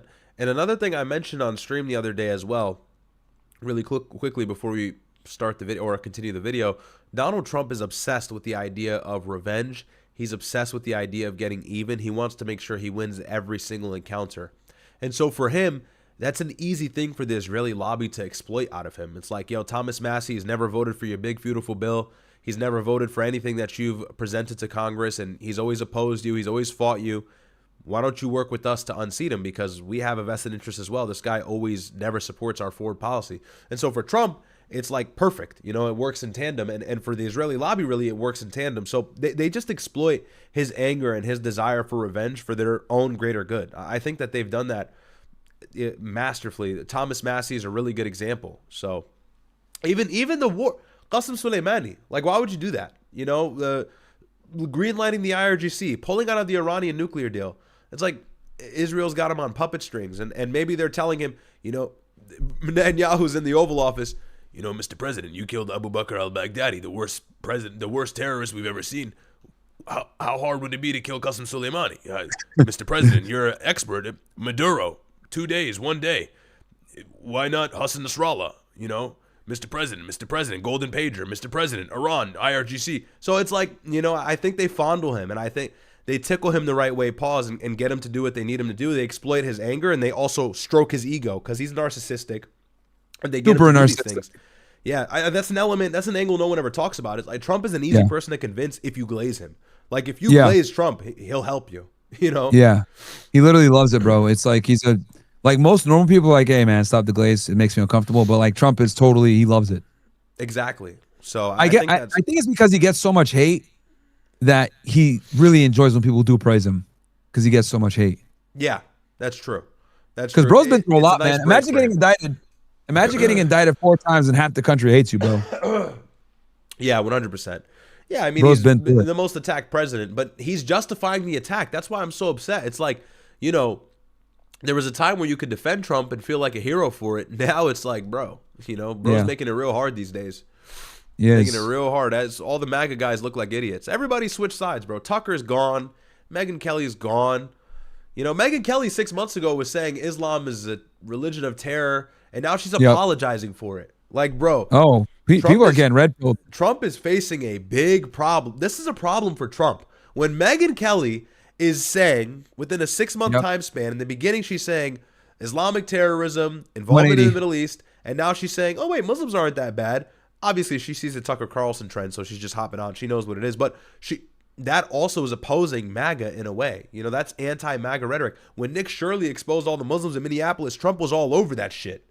You know, Trump was salivating at that shit. JD, man, they love that shit, you know, because it discharges them from being guilty of invading the Middle East for no good reason, because it's always terror, terror, terror. But if you don't have the terror element, there's no justification. So they've been obsessed with keeping that idea alive. And one of the key components of doing that is getting rid of Tulsi Gabbard and getting rid of Thomas Massie and other Congress people who have always just been on the left that oppose this foreign policy support. So, you know, that's a big element too. Trump's in that kind of war politically here, domestically in the United States. Into any confirmation process moving forward, Yasmin? That's one of the big outstanding questions that I have. And listen, I think it's an important thing to note here amidst this resignation. Again, she is the 4th cabinet member, all women, by the way, who have in fact left this administration in the 2nd year of this term. We're looking at it on our screens there. The Labor Secretary, the former Attorney General, former Department of Homeland Security Secretary, and now Tulsi Gabbard as well. Do we have any indication, any reporting to indicate, Kristen, that there is someone next? Yo, your chat's shitting on me for sniffing. I can't blow my nose. Yeah. Leave me alone. I can't do anything, bro. Yeah, I'm an bro. idiot. I went for a both... run last night. That made it worse, bro. Made it worse. I shouldn't have did that. Yeah, no, I feel like shit too, bro. How do I, cause I'm thinking about we can finish this up and then circle back on another stuff. We'll finish this up. We'll circle back on the White House shooting, and then I think we don't have much more to cover. We went over the developments in Iran. We're live at the perfect time because like 2 big stories just broke out. Yep. On that list that we don't necessarily know of. Well, we don't have any reporting to suggest, Yasmin, that there is someone on their way out. We do know there's been a lot of scrutiny of the FBI director, Kash Patel, particularly amid recent reports. A couple chats I'll read very quickly. Mr. Ferdinand said that ABC reporter had zero survival instinct. Yeah, it took her a while. You could see in the video she like registered like, oh, are those gunshots? Then she ducked. But it happens, you know, you freeze in the moment. Luban said, White House shots, as long as Erica Kirk is safe, that's all that matters. Okay, what the fuck? Shout out Ryad. Appreciate your takes, W Brothers. Shout out to you, man. Thank you so much. Yeah, I think she's fine, bro. I don't think she was there. All right, all caught up. Reports that he has engaged in heavy drinking, reports which he has denied. However, we know that the president has privately expressed some displeasure with some of his actions, some of what we've seen publicly. Hey, Ryad, I'm going to read my chat real quick. Please, go ahead. Yeah. I'll mute myself and... like chugging a can of beer at the conclusion of a big hockey game. And so those are the types of data points that we're paying attention to as we think about the composition of the cabinet secretaries moving forward and who could potentially be next. But it's worth noting also, big picture, in this second administration. Yeah, and with this White House shooting, guys, you can guarantee, I can bet you, Trump is going to, they tried to kill me, they failed. These are various people. Oh, wow. More images here. Take a look at this, guys. Let me go ahead and pull this up on screen. Shout out to the chat. Shout out to the chat. One moment, guys. Got some more footage of the White House shooting. Okay. We're cooking with the news. We got the news before the news. We got the news before the news. Okay. Oops. What am I doing here? Okay. Blurry, but as you could see, these are various people, I assume news agencies, reporters, producers that are essentially running after hearing those gunfire. Shortly after that, you see various Secret Service agents storm and push people out to safety. Chris, give us a sense of what that moment was like, hearing that possible gunfire and then moving towards the direction. By the way, the conspiracy people are about to have a field day. I hope you guys know that. They're about to have a field day. And you know me, I don't like to touch on it too much until I have the facts. I just try to keep it neutral for you guys, give you the news. We're going to see what develops. But, you know, the ballroom timing is interesting, to say the least. It's certainly interesting. But the conspiracy people, they're about to be on this shit, like white on rice. Secret Service was pushing you towards. Right. So, Alex, as soon as you heard the gunshots, everyone kind of just froze. Like, wait a minute, are those gunshots? And then... Someone in the chat said Cash Patel is going to do a Budweiser commercial for the Super Bowl. That's pretty funny. That's pretty funny. W chat. That's good. Immediately, we just ran for it, and the Secret Service simultaneously cleared everybody. And because this is Saturday night, it's not as busy as it would be on a weekday here with all the network reporters and photographers. Yeah, it's gloomy in Washington too, huh? I mean, I'm not that far. I think I'm like a 6-hour drive from D.C., but Connecticut is super, super gloomy today. Very rainy, very sad. Is it nice where you guys are at? Let me know in the chat. So it wasn't as busy. Maybe there's 24 of us right now in the press briefing room. But a little bit blurry, but as you could see. Yeah, so my brother's reading chats. He has a lot of chats to read. But, yeah, that's kind of the situation with that. See if there's any other videos on X of any of this stuff going on. And then we'll get into the J.D. Vance being pressed about... All right, my bad, bro. I'm back. No, you're good. You're good. Let's take a look at... I was going to move on really quickly. We could circle back to the White House. Really not much developments. There is a new video that came out. I just watched it. And let's see. Just another angle. But it doesn't seem like anything really major has come out in terms of like serious details. And again, this stuff is going to be blurry for like probably the next hour. But it seems like Trump is inside and okay, which is good news. Are you able to... Okay. Come on, Discord. You should see that. As well, I didn't see that video. You didn't see this one? No. I was talking to one of my guys in chat. So footage released of people running inside and Secret Service coming out armed on the hunt for an active shooter. Thankfully, President Trump is inside, fully encased by bulletproof windows and security. Secret Service hustled press inside. Authorities are investigating reportedly at 17th and 8th Street Northwest. So as you could see, there's no way, bro, it's still alive. People, I assume news agencies, reporters, producers that are essentially running after hearing those gunfire. Shortly after that, you see various Secret Service agents storm and push people. Well, it was probably because whatever news outlet this was doing an interview, and they had the camera set up for like the person in front. Yeah. They fucking dipped. People Now out it to blurred, safety. yeah. So now Chris, it's give all us a fucking sense of retarded. It's all retarded. what that moment was like, hearing that possible gunfire and then moving towards the direction that Secret Service was pushing you towards. Right. So as Alex, as soon as we heard the gunshots, everyone kind of just froze. Like, wait a minute, are those gunshots? And then immediately we just ran for it, and the Secret Service simultaneously cleared everybody. And because this is Saturday night, it's not as busy as it would be on a weekday here with all the network reporters and photographers. So it wasn't as busy. Maybe there's 24 of us right now in the press briefing room. Is this thing muted, bro? But What? This video? No. Listen, we're Oh, listening to. my bad. I had this. Oh, shit you haven't been muted. able to hear that? No, fuck. I'm retarded. It's all good. Oh, Yo, by the way, Now, play it now. Let me see if I can hear it. A little bit blurry, but as you can see, these I are got it. various people. Good. Okay. I'll play it one more time for your guys. My bad, bro. By the way, I'm just fixing your volume for myself. Yo, just say test 1 2 3. Test 1 2 3. Test 1 2 3. Test 1 2 3. Okay, that should be better. You were coming in a little loud. I had my output maxed out. Okay. Thank you, Desert Joe. I see it now. People. And Aaron Angus says currently raining at the DMV area. Yeah, no, it's raining, I think, across the entire East Coast. Is it raining in Miami, Myron? Do you know? I didn't even look. Yeah. It was warm earlier. It could be raining though. I assume news agencies, reporters, producers that are essentially running after hearing those gunfire. Shortly after that, you see various Secret Service agents storm and push people out to safety. Chris, give us a sense of what that moment was like, hearing that possible gunfire and then moving towards the direction that Secret Service was pushing you towards. right. So as Alex, as soon as we heard the gunshots, everyone kind of just froze. Like, wait a minute, are those gunshots? And then immediately we just ran for it, and the Secret Service simultaneously cleared everybody. And because this is Saturday night, it's not as busy as it would be on a weekday here with all the network reporters and photographers.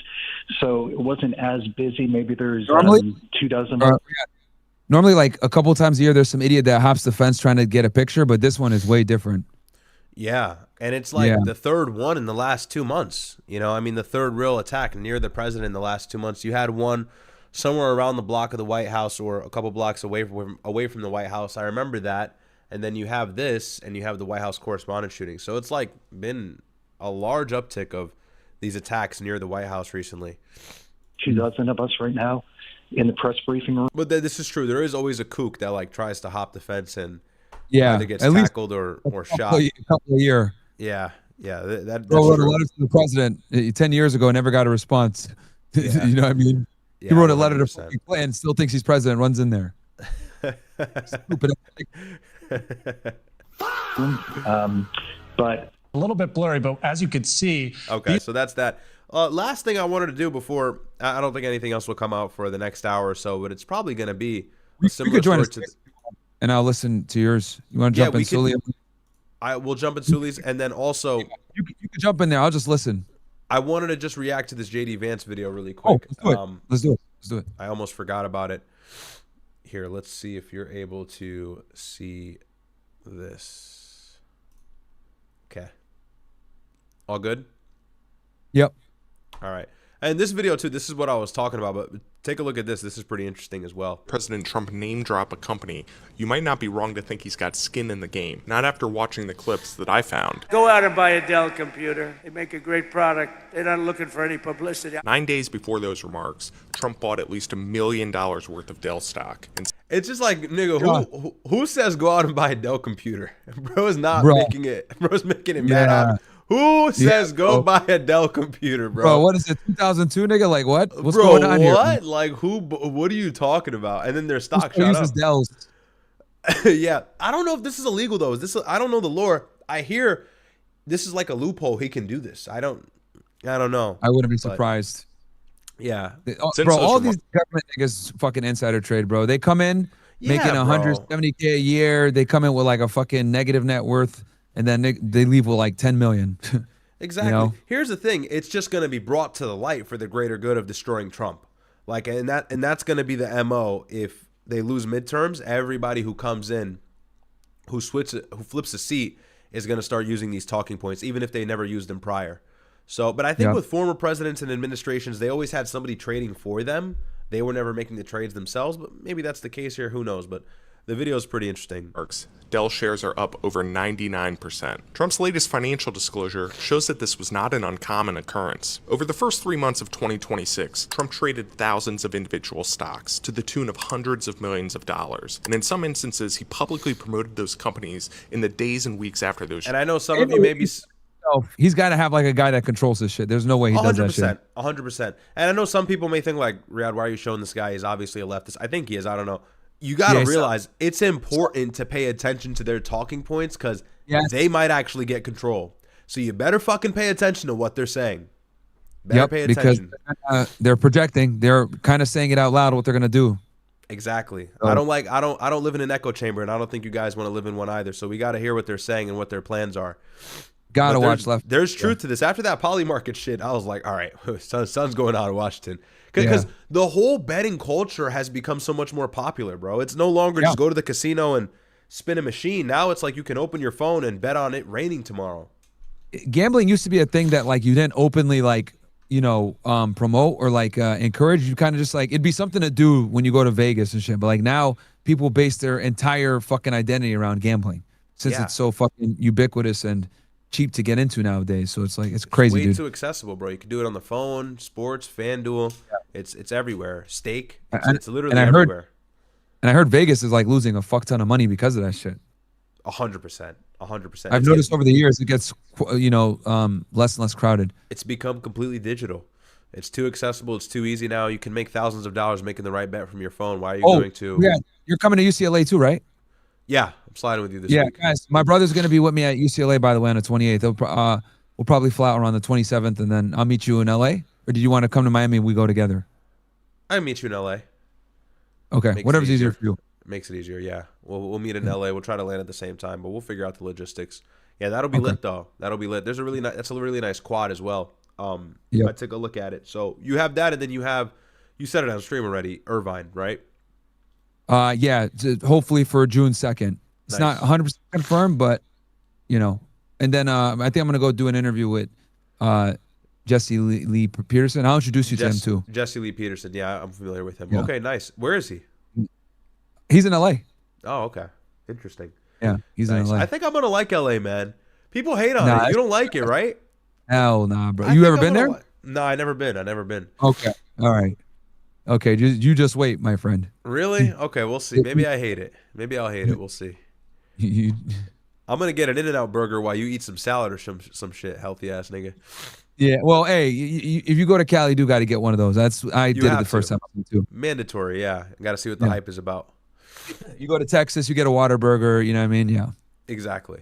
So we'll see. We'll see how it is. Trades, as the journalist Chud noted. But what's incredible is you don't need to read the news reports. Trump is on camera half a dozen times just this year, praising companies whose stock he's bought. And yes, many of them are way up since then. In March, Trump bought at least $200,000 worth of Micron stock and then promoted the company on Fox. I just left the head of Micron. It's one of the hottest companies. Since then, the company stock... the hottest company in the world. He loves the hottest everything. Yeah. It's up 91%. Sometimes, dude. Bro, he forgets he's president all the time. Yeah. Bro just be doing all this fucking financial shit. Like, bro, what are you doing? I must admit, I don't mean to derail here. Yo, I saw the clip the other day. It came back up on my TikTok when some reporter asked Trump about like Russia invading Europe because a drone was in Poland, something like that. She was like, what if this, what if that? She was asking crazy what if questions. Trump was like, what if a bomb drops on your head right now? Bro, it was the funniest shit ever. Donald Trump is, regardless of his lack of professionalism, sometimes, man, his remarks to the media is just, you can't help but absolutely lose your shit. Even people who hate him, I'm sure, find that stuff funny. But yeah, he does forget he's a political person like 90% of the time. Before he toured a Thermo Fisher facility in March, Trump had bought at least $80,000 worth of the company's stock. This is a great honor. Bro is not making it hard for them, bro. for being here. It's a great company. I've known it for a long time. That stock has since declined nearly 11%. Hunter Biden was actually talking about this, how Don Jr. has like some fucking military contracts. He was like, during the Candace interview, bro, he was like just calling all of them out for insider trading. Jared Kushner. Interesting. Okay, I didn't watch it because I feel like he didn't talk a lot. Was he actually talking? Yeah, no, he's actually, I've seen his interviews before. He's actually a pretty damn good interviewee, bro. Yeah, I'm not gonna lie. Like he actually surprised me. Like when I listened to him speak. Yeah. I wanted to react to it on stream, but I was worried about getting copyrighted. Nah, you should be go with Candace. Okay. You should be yeah, definitely react to it. It's I was impressed because I'd seen one of his interviews before with like the Channel 5 News soy boy motherfucker. But yeah, he basically was calling out how because people say the Biden crime family, he was like talking how the Trump family's crooked too. Yeah. So but yeah, we'll finish this vid, bro. And I'm gonna get off. We'll kick it. Okay, so anyways, look, they go over this. He does it with like 10 other companies, and this was JD. Financial disclosures were released recently, and they showed a lot of stock trades in companies that he has talked up at events, official events at the White House. Oh, sorry. No, the president's financial disclosures, posts, and encouraging people. Huh? You could already see his wheels turning, getting ready. Yeah, this is a tough question. This is JD Vance has been put in the hardest position of any vice president ever. Bruh, facts. It's really hard to defend the president right now. Bro's locked in. He already knows what's coming. Yeah, financial disclosure up. Okay, time to perk up. Yeah, well, you could see his smile. They say in the caption, his smile dropped fast. Yep. Sometimes even putting the stock ticker symbols in his posts and encouraging people to buy their stock. Americans, according to recent polling, are increasingly describing the president as corrupt.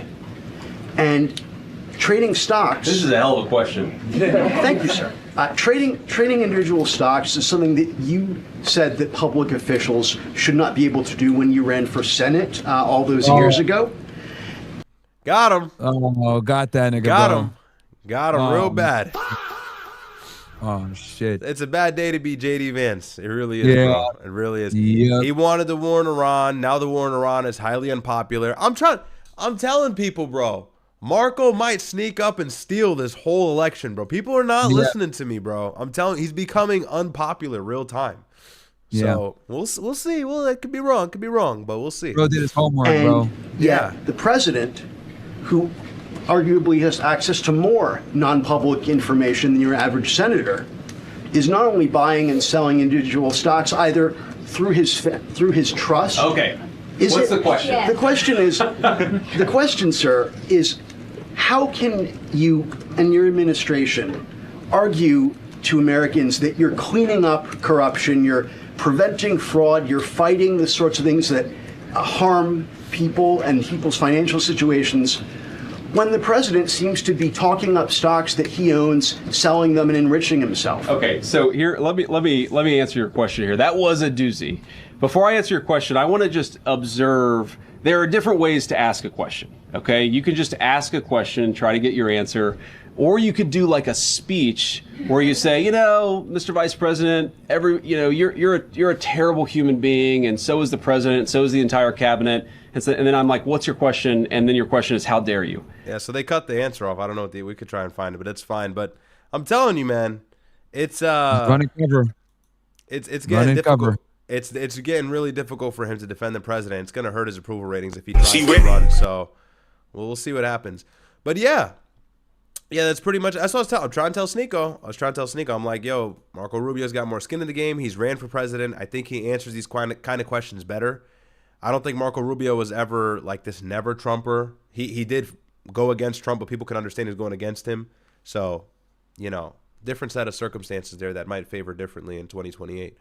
But yeah, I think that's it, man. I think that's it. You all caught up on chats? Yeah, I'm pretty much good, man. Okay, Brett Osika says UCLA 28th, UCR 29th, UCI 2nd. Oh, really? Did we lock it, Brett? Those 3 days? Back to back to back? Did we lock it? I know Sean said maybe. But all right, guys, love y'all. Ryad, are you gonna stay on a little bit longer? I can move all my people to you. I'll probably there's really nothing going on. I'll be honest, bro. My head is about to explode from sinus pressure. Okay. So I'm gonna end. But yeah, I'll read just these two chats and I'll end with you. Ken Rose, $2, thank you. Albo A says, is the IRS not allowed to audit or look into Trump and his family anymore? I've seen some reports, bro's corrupt. LMAO. Yeah, they probably will. And then Nav 9036 says $1 million or dinner with Drake. $1 million, bro. I don't like Drake that much, nigga. You crazy? All right. Unless maybe the dinner could get me more money. But all right, yeah, man. Go get some rest, bro. You've probably been up for 24, so. Yeah, I'm cooked. But yeah, guys, go follow my brother as always. Join the OSS, and I'll see you guys probably tomorrow, man. Unless like some breaking news comes, I'll hop right back on my brother. Later, ninjas. Right. W Frank, peace. W Myron, peace out, bro. All right. Hey, chat. Bro, why am I not focused? This is so annoying. I have to like stay perfectly still. Let's stay right here. But anyways, love all of you guys. Nice little daytime stream, 2-hour stream for you guys. I thought, why not switch it up for once instead of always doing these streams at like 9 or 10 p.m. Give you guys a little treat earlier in the day. So that's pretty much it for me. I'll probably be back on tomorrow. I definitely will be back on tomorrow. We'll go over the Candace-Biden interview. I think that's interesting. And then we'll also react to Tucker going against Israeli media. That was really interesting as well. And I think my brother reacted to it. But if you didn't get to see that, we will take a look at it. But love all of you guys. Shout out to the mod. Shout out to One Chest, Tia, Desert Joe. Anybody else I'm forgetting to mention. And Chief Taro, again, thank you so much for the 50 gifted, man. I really appreciate all the support. God bless you guys. Much love, much love. And if you're going to be at UCLA, let me know. If you'll be there, let me know in the chat. We'll be looking out for you guys. Keep an eye on, Halimi says keep an eye on chat. Why? Is there something that I'm supposed to know? Just text me. You got my phone. All right, guys. Love you. Have a great rest of your day. Enjoy the rainy day. Enjoy. Be safe. And until next time, peace.